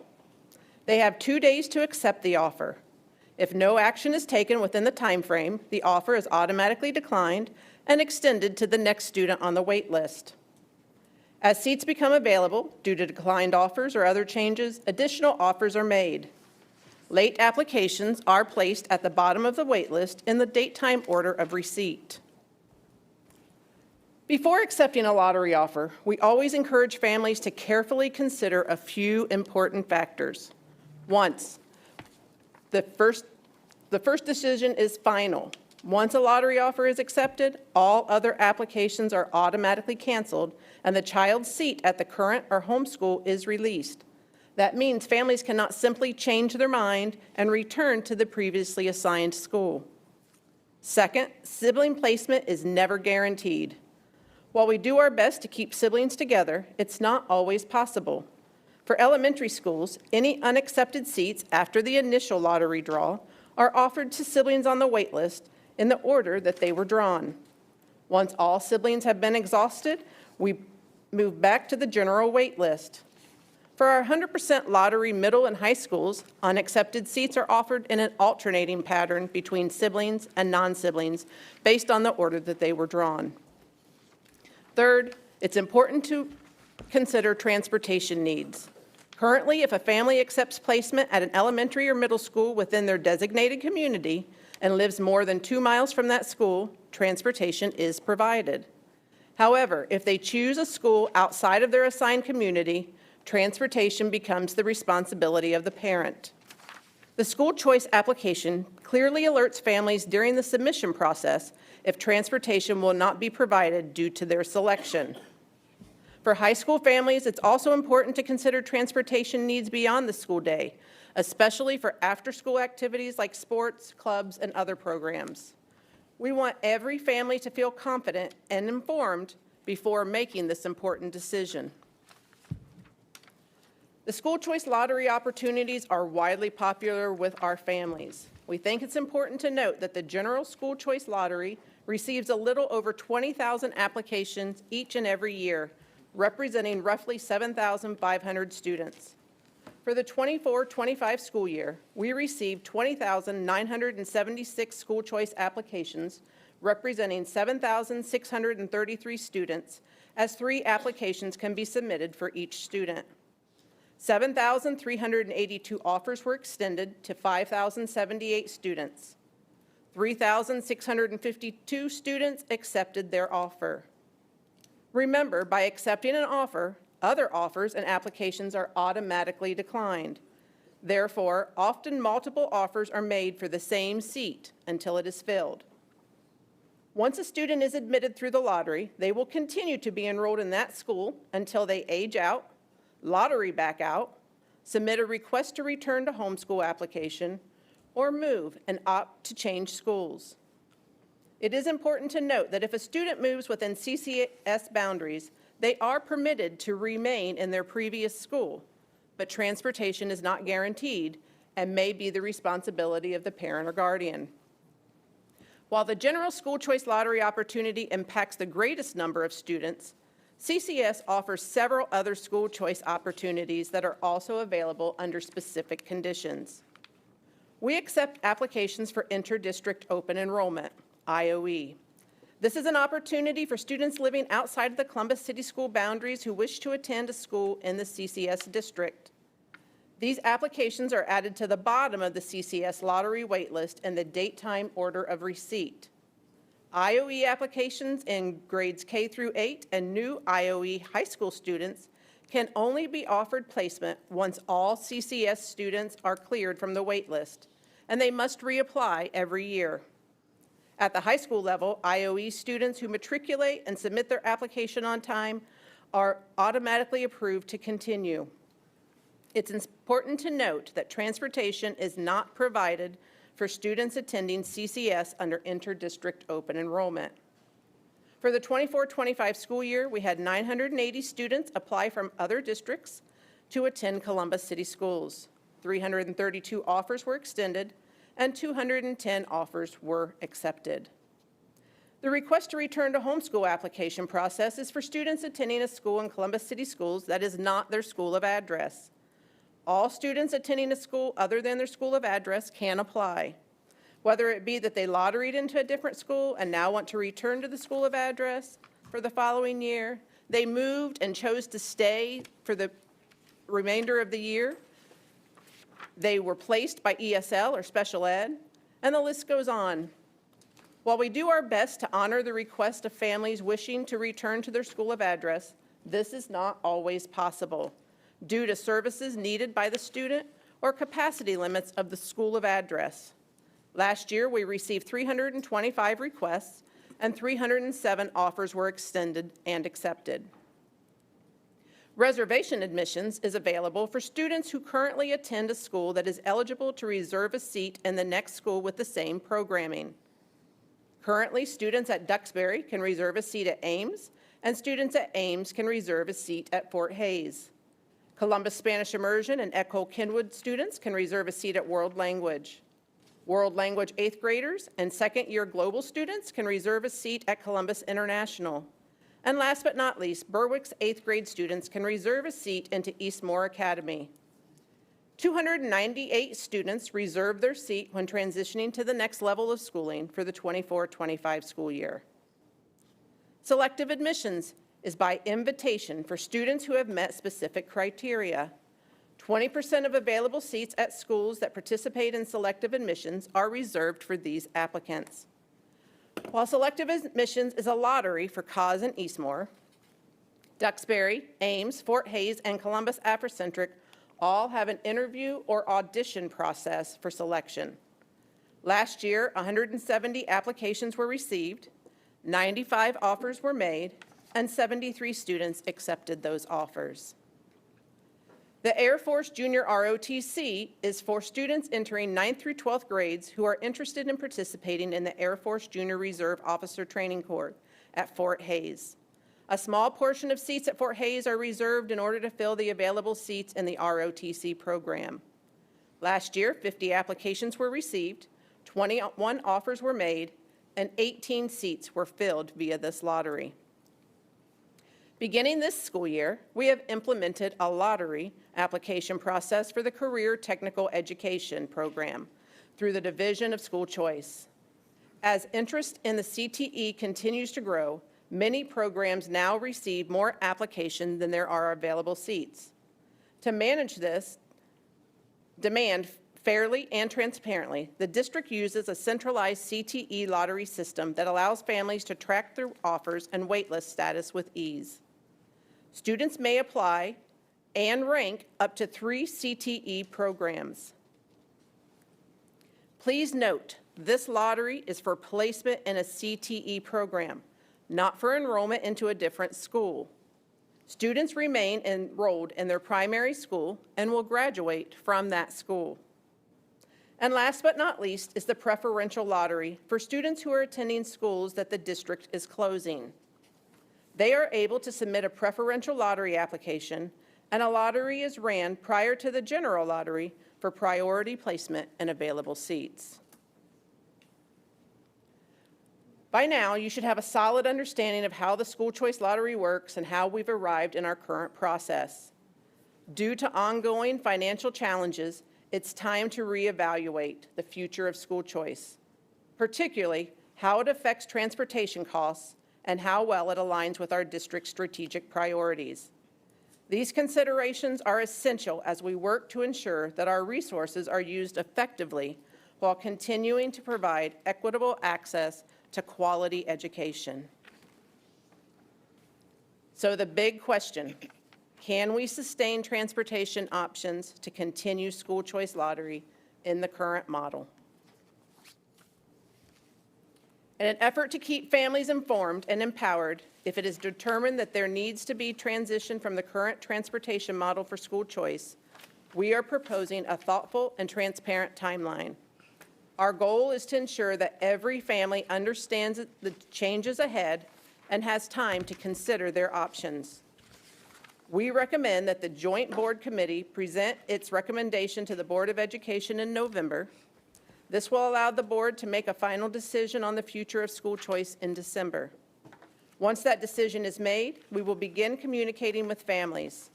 In early January, following winter break, parents will be notified of updates to the school lottery process and the transportation policies. Then, in mid-January, we will open the request to return to homeschool application window. General lottery applications will be accepted beginning in February and will remain open through March to be part of the lottery draw. The lottery itself will be conducted in early April, and offers will continue throughout the summer until all available seats are filled. Late applications will be accepted and added to the bottom of the wait list in the date-time order of receipt. This timeline is designed to give families clarity, choice, and time to make sure no one is left out and that every voice is heard. Currently, Columbus City Schools elementary and middle school students are provided transportation to their school of address. 100% citywide lottery schools and other neighborhood schools within their community or the center city, provided they are more than 2 miles from their home. The transportation communities are colored on the map.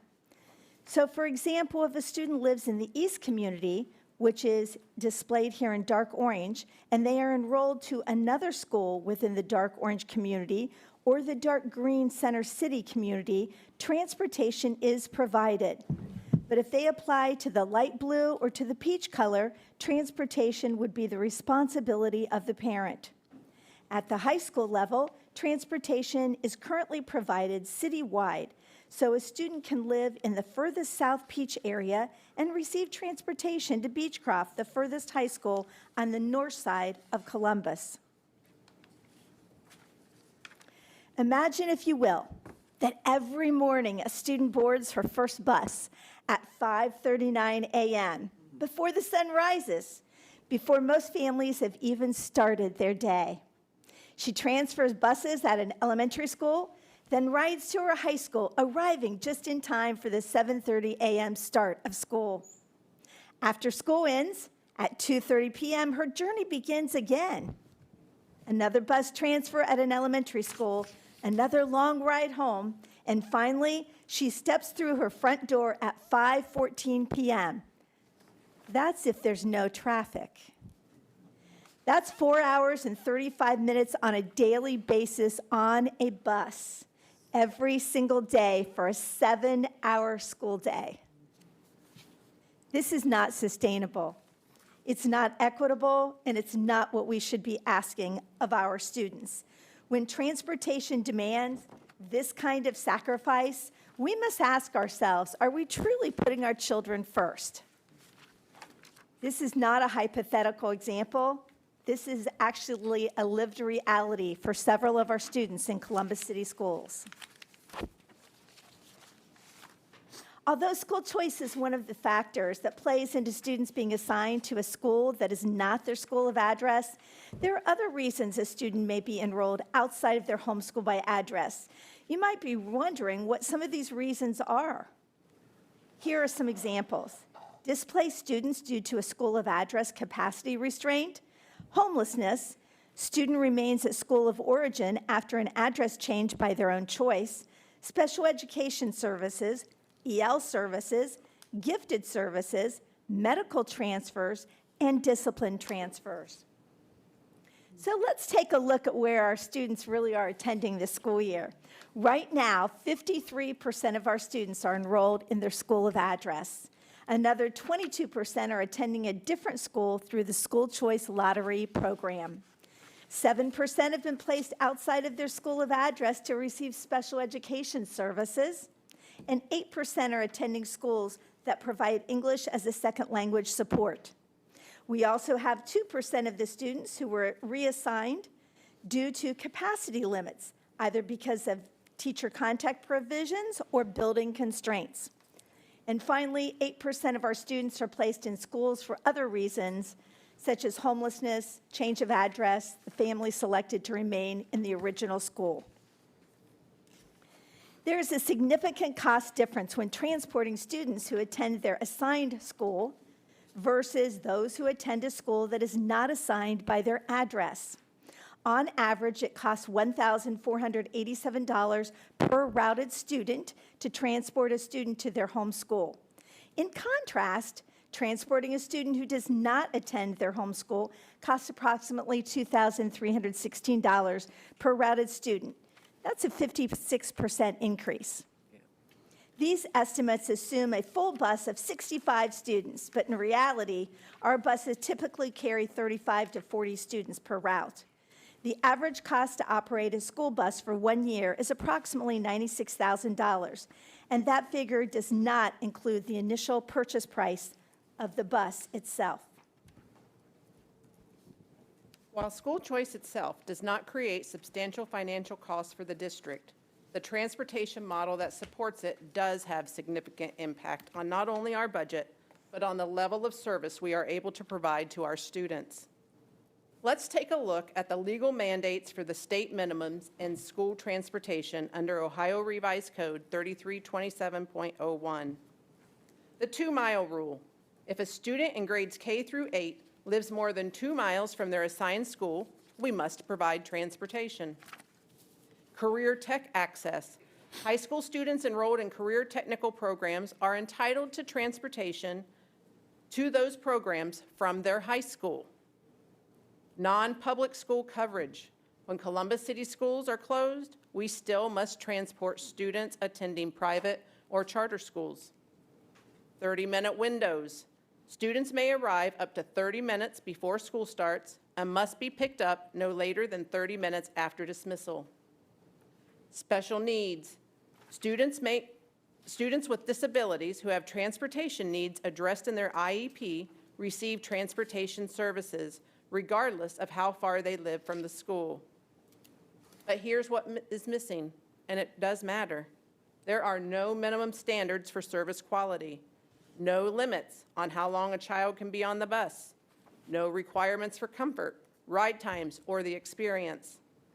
So yes, we're legally compliant. Let's ask the harder question.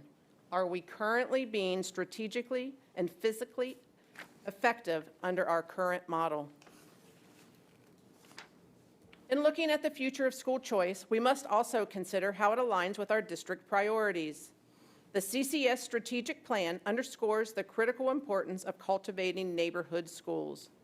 Presently, 47% of students are enrolled in schools located throughout the city of Columbus outside of their school by address for various reasons, resulting in extended travel times.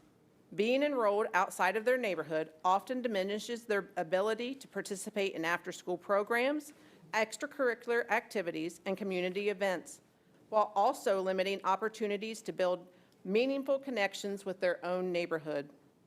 It's difficult to build strong neighborhood schools when the majority of students are leaving the neighborhood for their education. We deeply value the voices of our students, parents, and community members. Your insights, your experiences, your hopes of what you want for your children matter, and we want to hear them. Later this month, you'll have several opportunities to share your thoughts and help shape the future of our district. The district will be hosting 3 town hall meetings on October 27th, 28th, and 29th, along with a virtual option and a district-wide survey to ensure everyone has a chance to participate and be heard. As we face important decisions around balancing our budget, your input will help guide us towards a responsible and community-driven path. We look forward to hearing from you and working together to build a strong future for our schools. Over the past several months, our committee has worked diligently to review a wide range of options surrounding school choice and transportation. Each one brought its own strengths to the table and deserves serious considerations. Through thoughtful discussion and collaboration, we've arrived at a recommendation that we believe strikes the right balance, delivering meaningful savings for the district while continuing to support the school choice lottery process.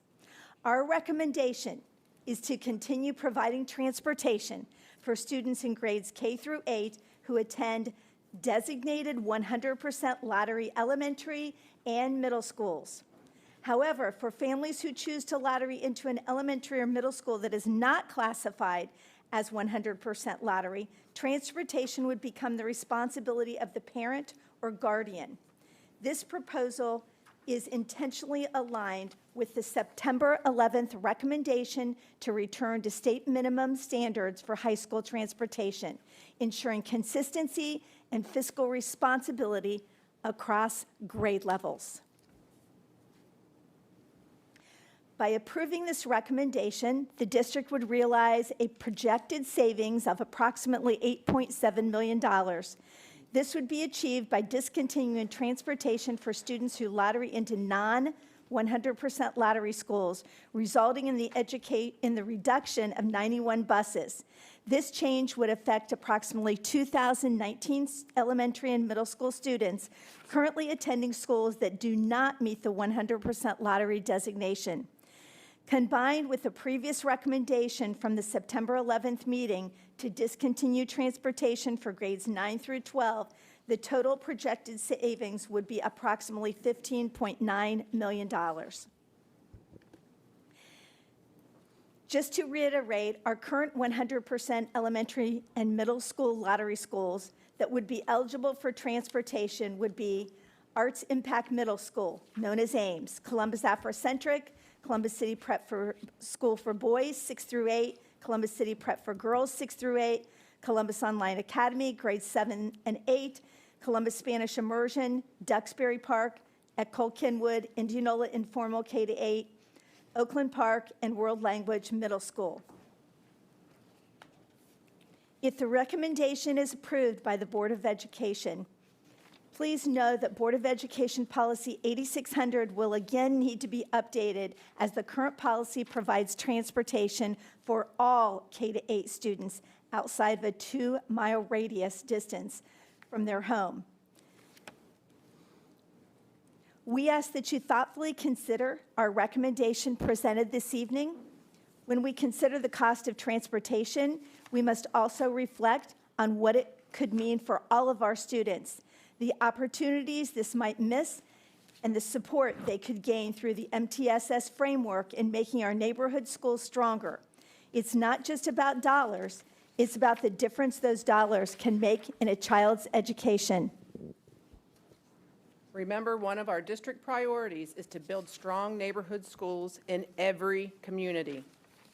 You can't put a price on the magic of strong neighborhood schools and the bonds they create. When families, friends, and neighbors come together, learning side by side, working hand in hand, lifting each other up, it's more than education. It's love. It's legacy. It's the heartbeat of a thriving community, and that is truly priceless. While we're not proposing major changes to the school choice lottery itself, our focus remains clear to continue delivering the educational services and programs our students need and building strong neighborhood schools while being fiscally responsible and thoughtful stewards of our resources. There will be opportunities for parents, community members, and staff to share their input before the Board of Education reaches their final decision. Your voices matter, and we strongly encourage your engagement in this process. At this point, we'd like to open the floor to any questions or comments. Thank you, Dr. Chapman again, and Dr. Klein for tonight's presentation. All right, so the floor is open. This is our opportunity to ask questions. This is our opportunity to seek some further understanding about what's been presented before us this evening. Please, I want to be mindful of the energy, and everybody's been wonderful at the energy that they have brought into the room. This is a tough discussion to have, but I'm asking that folks be as honest as possible. Let's not give a dissertation, but if there's something that you feel like is some significant feedback, please impart it. But most importantly, ask the question that you feel like you need a response to. The floor is open. Madam Vice President. Thank you. Can we just clarify, when we are talking about high schools, what your recommendation is specific to our high school lottery programs? Yes, ma'am. The proposal is to continue with our current school choice lottery for our high schools, but in conjunction with the previous recommendation to not have transportation for grades 9 through 12 across the board. Madam Vice President, if we did offer that for 100% lottery high schools, we would have to also give that transportation to every charter school.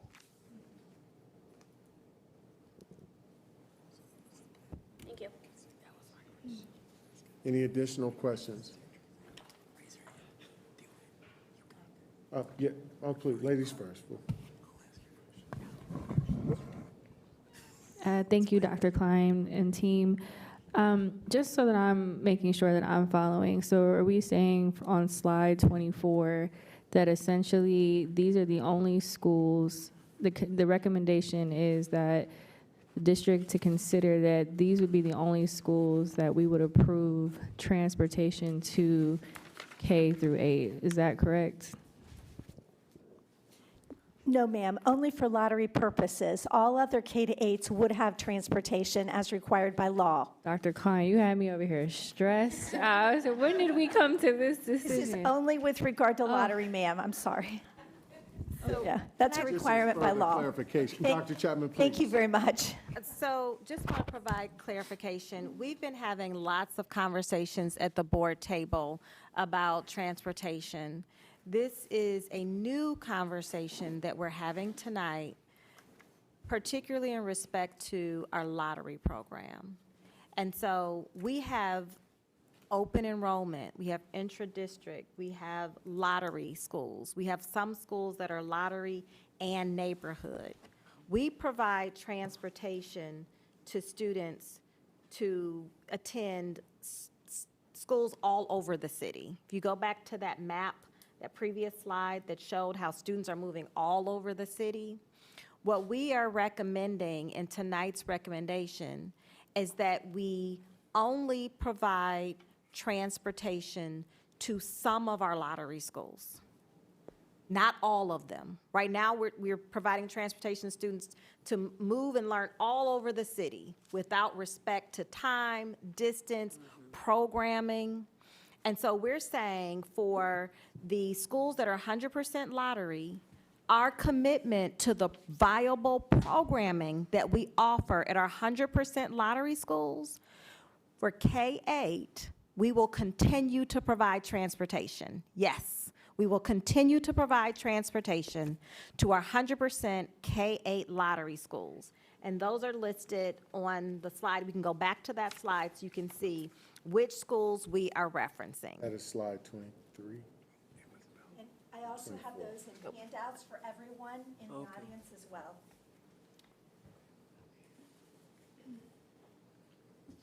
Are there any additional questions? Board Member Simmons. Thank you, President Cole.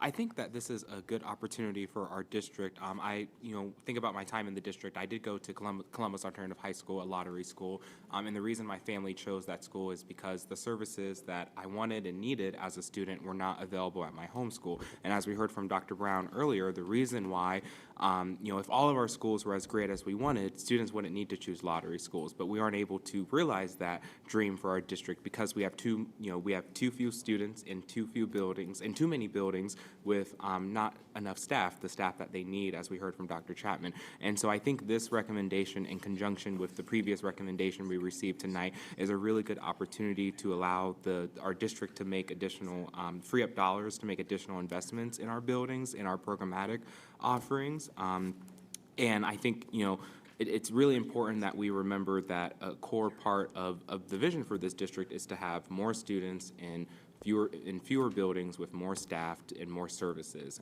And this is, I think, just looking at the cost, about $1,000 in differences, that's money we're spending on transportation, not instruction. And so I think this is a real opportunity for our district. Thank you for that insight, Mr. Simmons. Is there anyone else who has a question? Yes, ma'am. Thank you, Dr. Michelle. I have a question.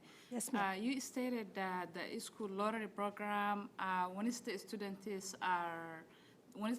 win the program, you inform them through email, and you wait 2 days. And if the parent do not respond back to that email, then the student will not be qualified to continue to be enrolled in the program. So I feel like 2 days is not enough, and I feel like some parents may not be even able to open their emails because they may not even know how to speak English. So do you think it would be better to have at least second option, maybe phone call, or maybe mail? Yes, so I'm sorry you misunderstood, but we actually do 3 options. We actually do an automated phone dialer, an email, as well as a text message. They get everything. That's amazing. Yeah, thank you. Yes, thank you. Yeah. Can I add that the email is also in all of our top languages? Great. Thank you. We try to please everyone. Yeah, that's amazing. And the phone, and the auto dialers. Yeah, thank you. Thank you. Yeah. Are there any additional questions? Yes, sir, and yes, Just to ma'am. clarify, I'm sorry, one more time. Just to clarify, the 100% lottery high schools, with your recommendation, will not provide busing, correct? Yes, ma'am, that is correct. If we provided buses for the 100% high school lotteries, we would have to provide buses for all of our Charter 9 pubs. Yes, great. Now, that doesn't mean we can't do something else, an alternative transportation like COTA passes. That's just a separate subject. Will the COTA passes be for Columbus City School students only? So from what I understand from my transportation friends, if I provided a COTA pass at $13.50 per semester per student. For our high school students, we would also have to provide that for our charter non-pubs. Is that correct, sir? Thank you, Mr. Woods, for joining us this evening. It's my pleasure. Thank you for having me. Michelle was doing such a good job answering the transportation questions. Thought I would have a night off. So there's kind of two components here. So we made presentations on September 11th about two options that we were proposing. One was to provide COTA passes to our high schoolers. And in that presentation, we identified that if we provide any type of transportation option to our CCS students, then we have to provide yellow bus service to some of the CMP schools. So that was scenario one.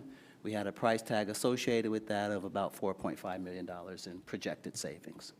Option two is if we did not provide any transportation to our CCS high schoolers, then that puts us in a position where we would not have to provide transportation to the CNP schools. So in this recommendation, there are some lottery schools, and since we have the option of not providing any high school transportation, we would not be able to provide that transportation to those 100% lottery schools. If we chose to do that, then that opens up the conversation around providing transportation to the CMP high schoolers. Trying to keep it pretty simple. Did that? Yes. And I'm trying to make sure that we understand the two conversations in the context. Thank you so much. Just a quick question. Is it fair to state and even ask the question, is this more about, again, savings and the idea of redistributing equitably resources in a district that go back to a classroom, that go back to a building? It's just more about that conversation than it is the latter that you just mentioned about charter non-pub. Absolutely. Okay. 100%. I thank you for that. I just want to make sure that we uplift that point. Parents have every right and entitlement and support to be able to send their children where they feel it is best for them to receive education.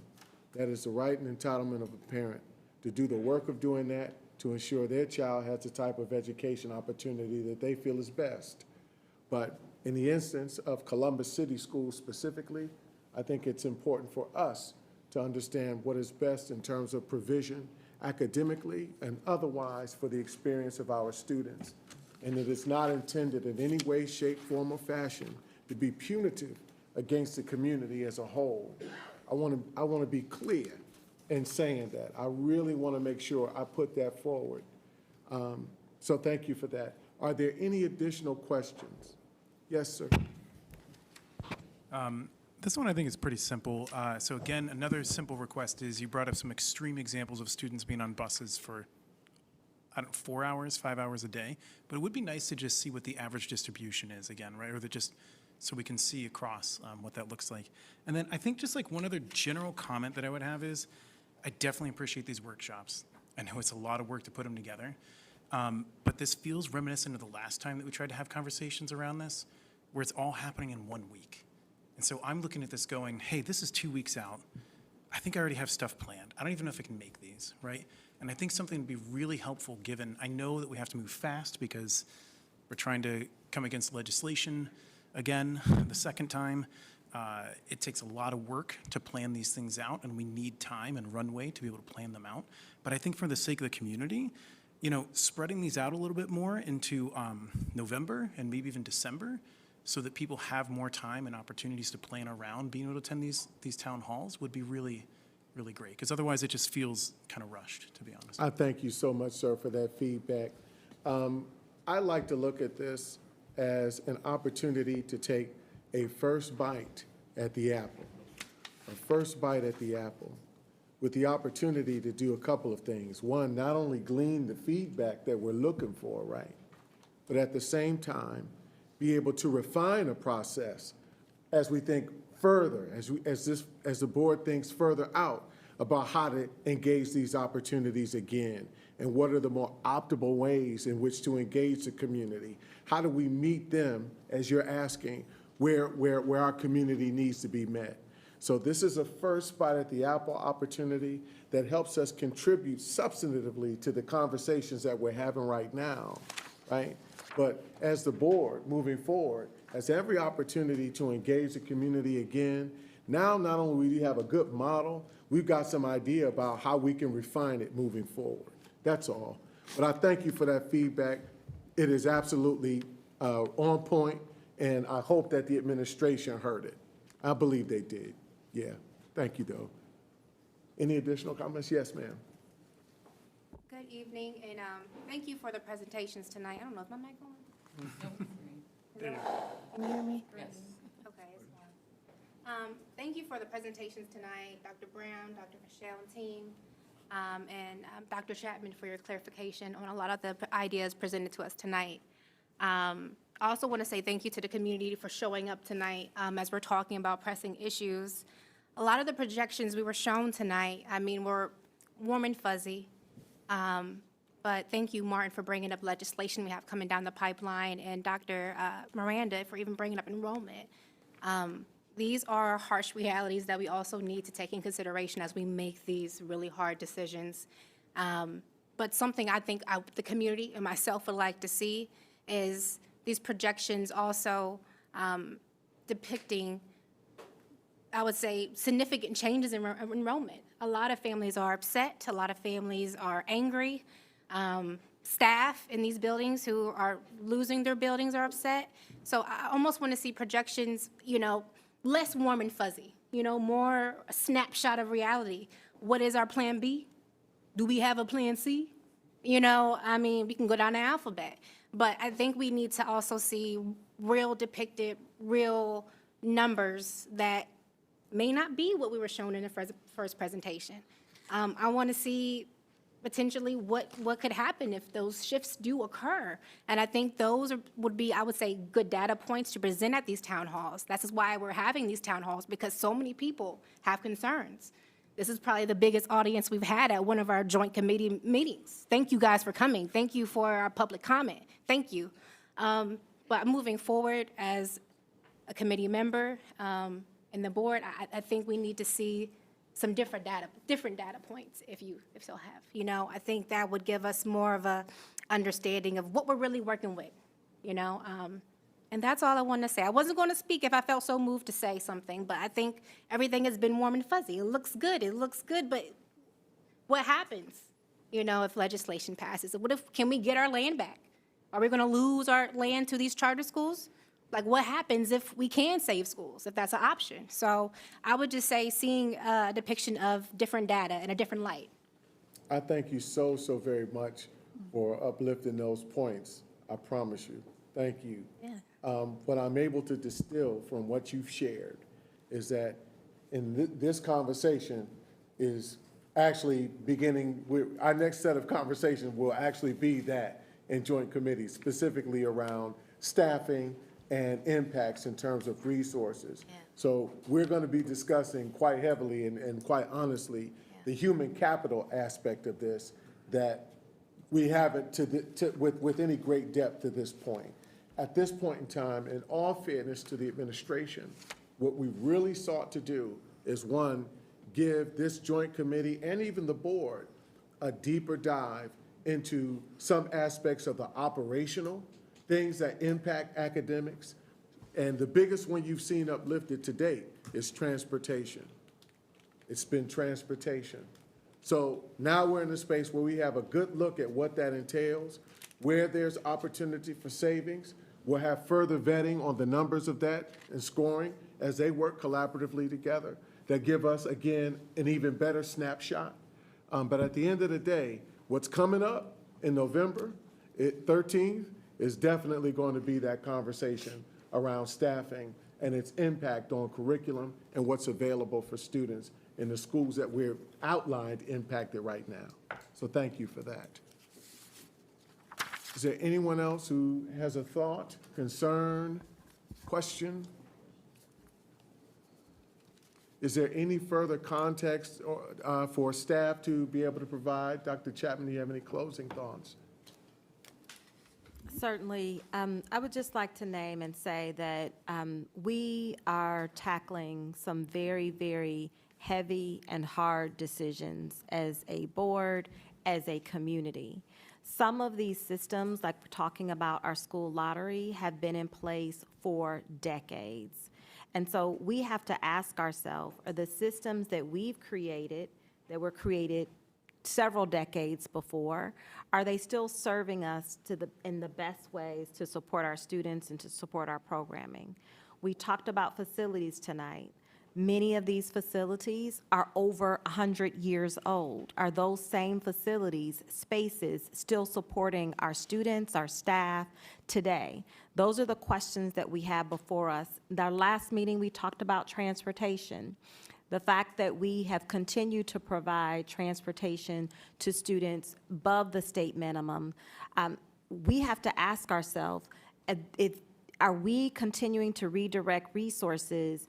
Is there an opportunity for us to redirect resources to the classroom, to support instruction, to support our students' needs? We have to ask ourselves these decisions, these questions, but these are choices that we have to make as a board and as a community. And so, again, we want to remind everyone that no final decisions have been made. These are conversations. We encourage continued dialogue. And if not lottery, then what? If not transportation, then what? If not facilities, then what? We still have significant budget pressures that we face. We still have a significant budget gap that we need to close. And so we have to have conversations. It can't just be no to everything. We have to say yes to something. We have to really engage, ask the questions, what else, what other clarity do you need? What additional information that you need? Because we still have a task before us, and our board will be voting in December on how we're going to make up a $50 million budget gap. And so those are the questions that we have for us. Again, these are all choices. There were intentional choices when they were made 30 years ago. And so we have choices before us today to think about how we reallocate our resources to support our students, our families, our educators today. All right, thank you, Dr. Chapman. Now, I want to go and do the next step and the closing step. There have been a few recommendations that were uplifted to the Joint Committee this evening. The first recommendation, and colleagues, if I'm off on something, please feel free to give your poor blind brother some direction. The first recommendation was that we bring before the board a consideration to revise or hold off, I'm not sure if I'm using the term correctly, Policy 7105, which is I don't think it's an amendment. President Cole? Yes, sir. The recommendation in that first set of slides we received was to recommend to the board that we temporarily rescind Policy 7105. Okay. So there's a request to the board to temporarily rescind Policy 7105. That's the first one. The second one was, in this presentation, to look at Policy 8600, look at Policy 8600 and amend it to allow the district greater flexibility to not transport middle school students, K through 8 school students who are outside, who are not attending a 100% lottery school. If we have K through 8 students who are in open enrollment, they are actually engaged in open enrollment, but they are not attending a 100% lottery school, that we consider in Policy 8600 not transporting them. So we have two, there's a third. Please share the third. The third was back to the facility conversation, and it was to have the board consider some additional moves that and consolidations that were outlined by Dr. Brown. So the move of all of the ones that he said. Gifted to Avondale, Duxbury to South Mifflin, The Oakland Park one. yes, to close or Como and make Oakland Park a neighborhood school. I think those were the big ones that were the additional things. So the realignment. Just to consider the rest of the realignment, have that go back to the board, to have deeper conversations about those. That was the third recommendation. So, yes, sir. Yes, President Cole, if we may, before we begin to make the motions and vote on these, if we could just consider additionally the Joint Committee recommending to the board to calendar discussion regarding new facility construction. I think our next agenda is kind of getting a little bit heavy, but maybe at our first meeting in November, the board could discuss the best way to continue to leverage our PI dollars. Going back to that 100, like I said, we're using 100% of our PI dollars on facilities upkeep. And so I would just ask that we could consider, as we're making the motions, that the Joint Committee recommend to the board to discuss the best way to leverage our PI dollars in specific regards to new construction at our first November meeting. So you're basically asking that the board, that the Joint Committee ask the board to create a calendar date and time by which we'll discuss these matters of new builds, what have you? Yes, please. Okay. Yeah, because we're not there, but I appreciate the fact that what he's asking is that the board will then at least calendar that conversation. And I think that's reasonable. That's a reasonable request. Okay, so is there a motion? Because I don't think it's necessary Yes. to do this all separately. Yes, Mr. Treasurer. I'll have the board roll, if you will, on the motion in second, since it's a special meeting. Yes, but these are committee recommendations. President Cole, Lydia. So the committee needs to vote. Correct. Otherwise, it would be board. Lydia's prepared. Okay. Because Carl's not here. Okay, Okay, thank you. thank you. Lydia? You have something? She has the role. Thank you. Okay, wonderful. Thank you. All right, so is there a motion to adopt all of the recommendations by the Joint Committee to be forwarded to the board for further discussion? Is there a motion? Motion. It's been motioned, is there a second? Second. It's been motioned and seconded. All right, it's been motioned and seconded. Can we call the roll? Hold Well, on, is there any? is there any further discussion? Can we just go over them one more time? Because we keep going back, and I just want to make sure I understand the whole Board thing. President Cole, I'll motion to separate these motions out so that we understand exactly what we're voting on at every given time. I think it did get a little convoluted. All right, okay, so we'll roll this back here. What we will do, since it's now been motioned and seconded, what we'll do is, can we vote to rescind this initial motion? Is there a motion to rescind this initial motion? President Yes. Cole, I will just withdraw. You can withdraw it. Okay. Okay. Motion to withdraw has been made, seconded. Let's call a roll. It's just withdrawn, isn't it? Yeah, it's just. It's just withdrawn, we don't have to. All right. Okay. So now, what we will do is on a motion-for-motion basis, adopt each recommendation. The first recommendation, can we pull it up, please? Want to make sure we have accurate language. Yeah, they just said, vote to forward the recommendation as presented to the board, which included the schools around Gifted, Fairwood, Duxbury, Como.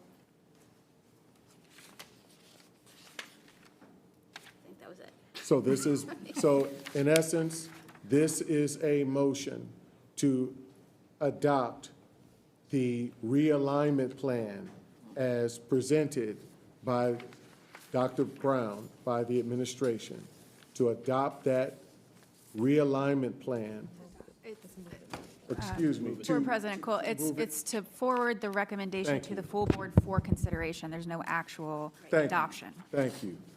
To forward, so we will forward this recommendation to the board, forward the realignment plan recommendation to the board.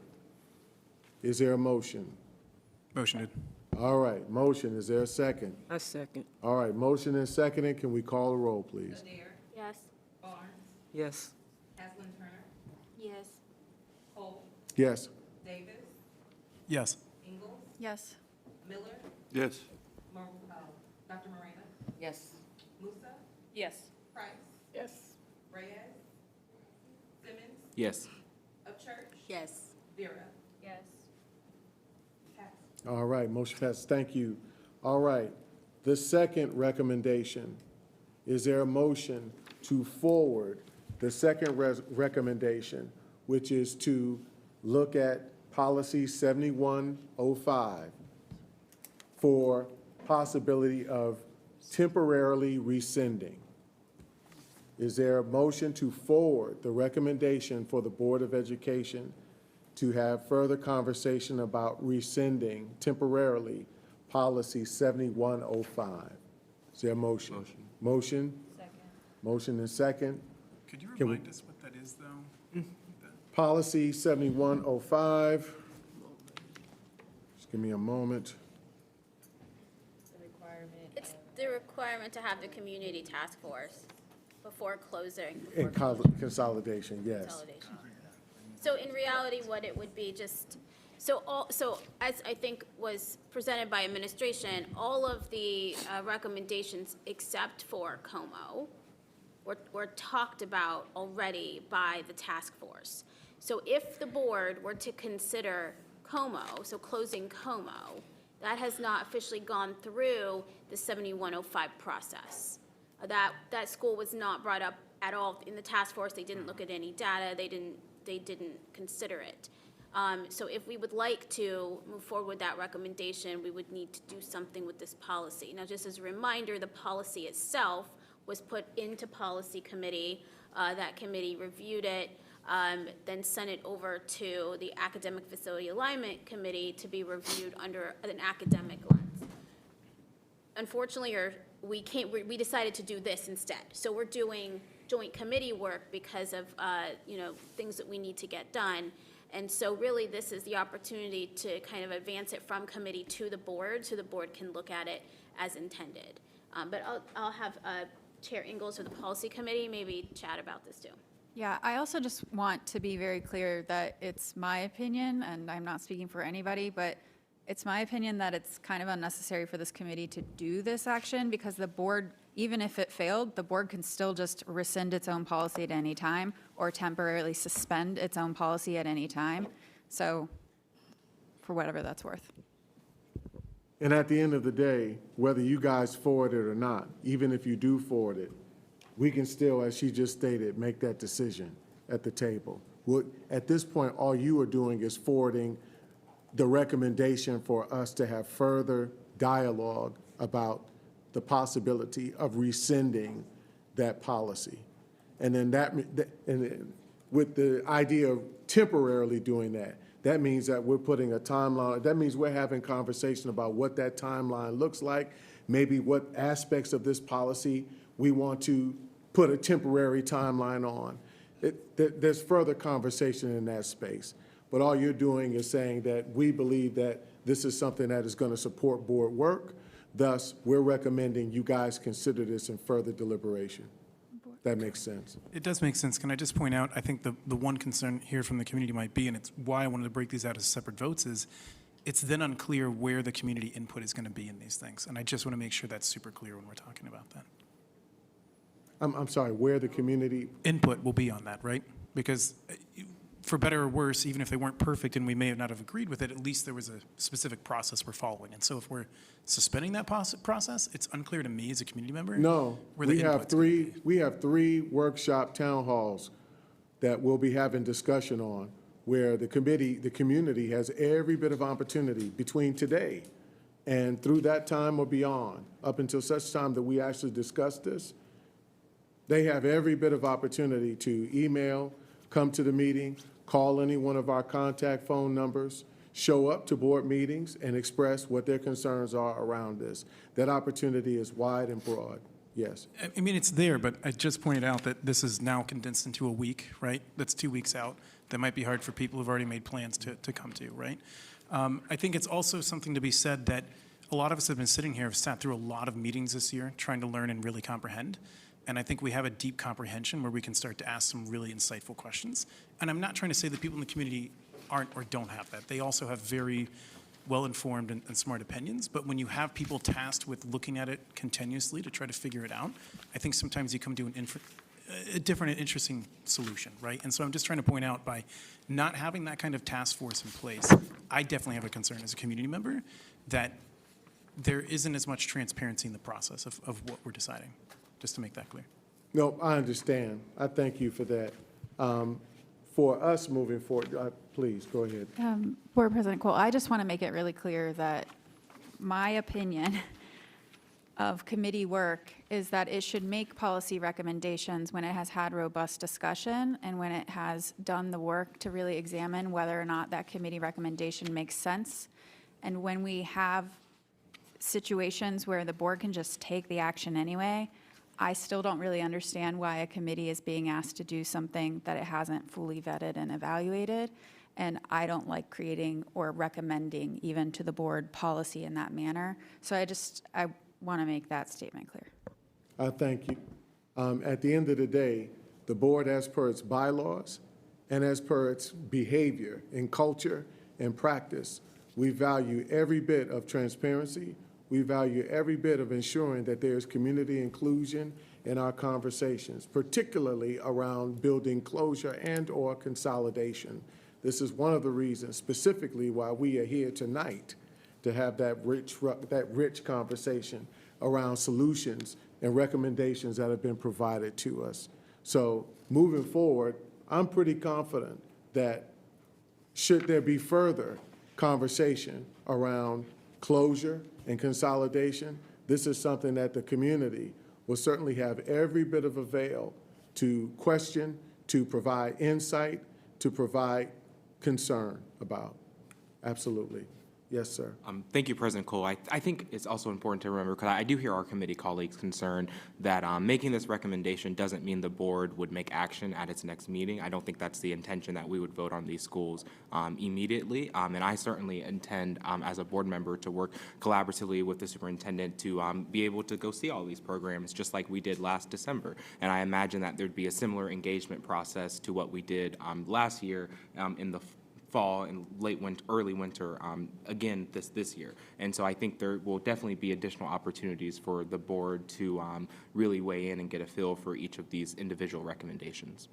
And in closing, before we move forward with that, the recommendations that the previous, most recent task force made, I don't believe that they are necessarily off the table. I don't believe that at all.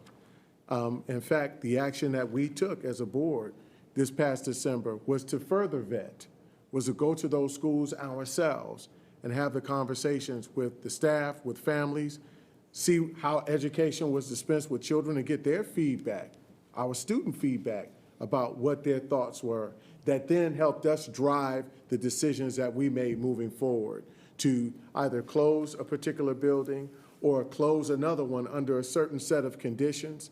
This is how we made that decision. A task force provided us some insights based on information that they were given by the administration. And we weren't even a part of that process, might I add. Hopefully moving forward, that won't ever happen again, but we'll work together. We're collaborative, right? But at the end of the day, we then said, we want to go move further and meet these schools and see what's happening there ourselves and glean community insight, and we did that. Yes, sir. But I hear your concerns as well and your heart on it. I thank you. Okay, so we have created a motion. We have created a motion to move forward the furthering of conversation with the Board of Education to deliberate on policy 7105 for possible rescission. Is there a motion for that? Did we do that already? We had a motion and a second. Okay, we motioned and seconded. Thank you. All right. There's been a motion and second. Can we call the roll, please?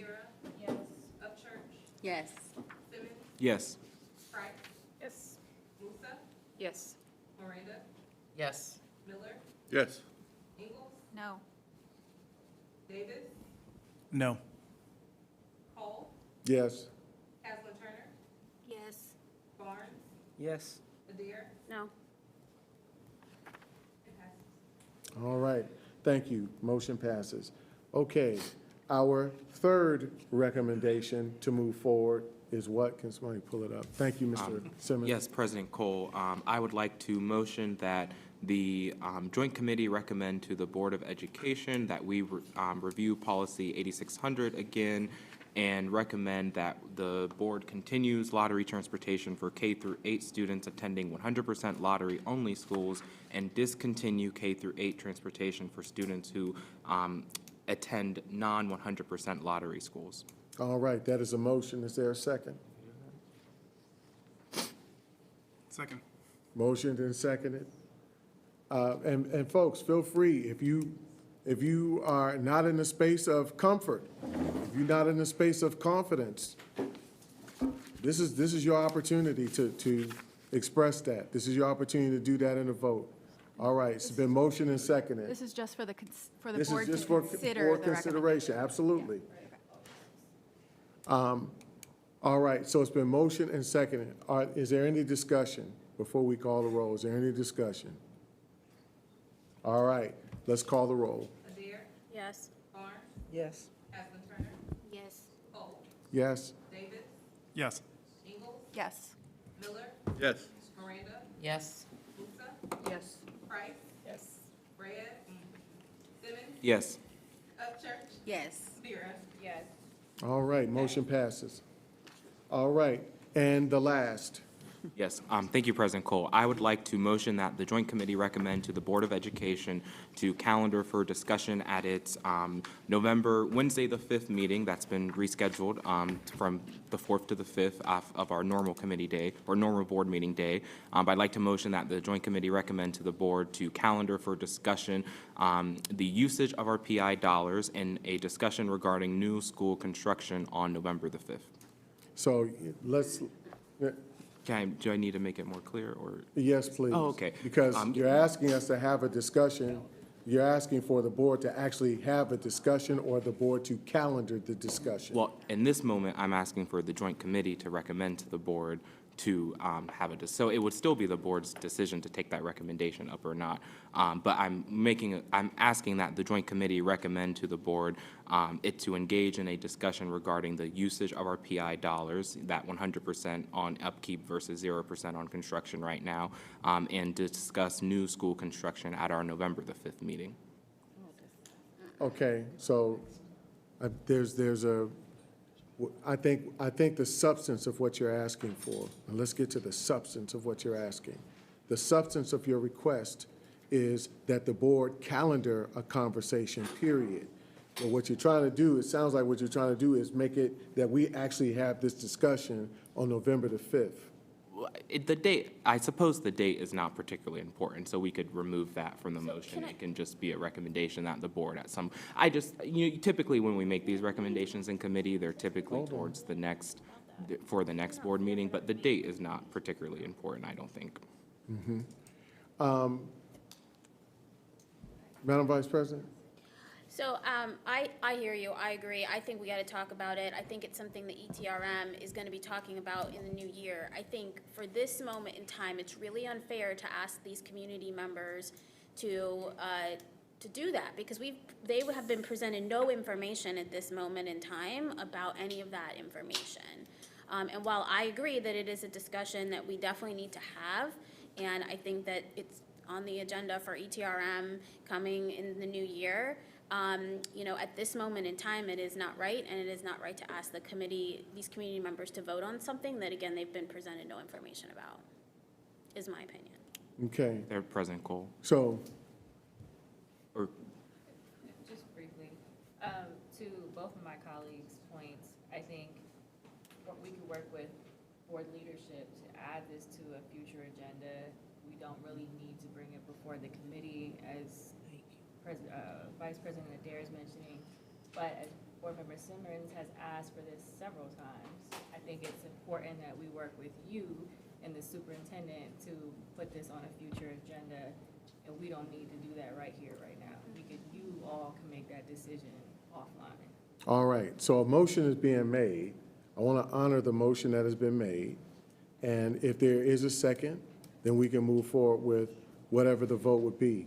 If there is no second, then we'll take the actual steps to prioritize the conversation, right? Prioritize the conversation and look to how we take forward steps to address what it is that we need to know in that new building, that new building investment, space, if I'm making sense. President Cole, I'd be happy to withdraw my motion if there's just a commitment from board leadership that we will calendar that for discussion. But I will say, and I will just be very clear, this was supposed to be the meeting where we talked about new construction, and that did not happen. That was what we talked about a month ago. That was, we had lots of conversations at the board leadership, Board Member Simmons level with the superintendent. So that was supposed to happen and take place today. And so I'd be happy, I will withdraw my motion, but I just want to be very clear that that was supposed to happen already. And so it's time for us to talk about new school construction. It's been 10 years, and again, we are spending 100% of our $65 million permanent improvement fund on upkeep and construction on old legacy buildings. That means that in 10 years, we will still be spending 100% of those PI dollars on upkeep and construction. If we begin to shift that mindset and instead dedicate 15%, 25% to the construction of a new high school, for example. That means in 10 years, our students will be in new facilities that are modern, state-of-the-art, serve their needs, are less square footage, less legacy square footage, means there's less space to heat, to cool, to secure, to maintain. And so it's been 10 years. And I think waiting till next year to have that discussion is, frankly, it's unacceptable to me as a board member, as someone who, ran for the board to really. I thank you, and your comments are duly noted. Thank you. I thank you. Your comments are duly noted. All right, so that motion has been rescinded. Yes, ma'am. Do you need a motion to adjourn? Yeah. It is time. Thank you all for being here this evening. It's been an absolute pleasure getting through very tough conversations with you all. Is there a motion to adjourn? Motion to adjourn. Second. Motion is seconded. All in favor? Aye. Aye. All right. Thank you all. Have a safe trip home, please.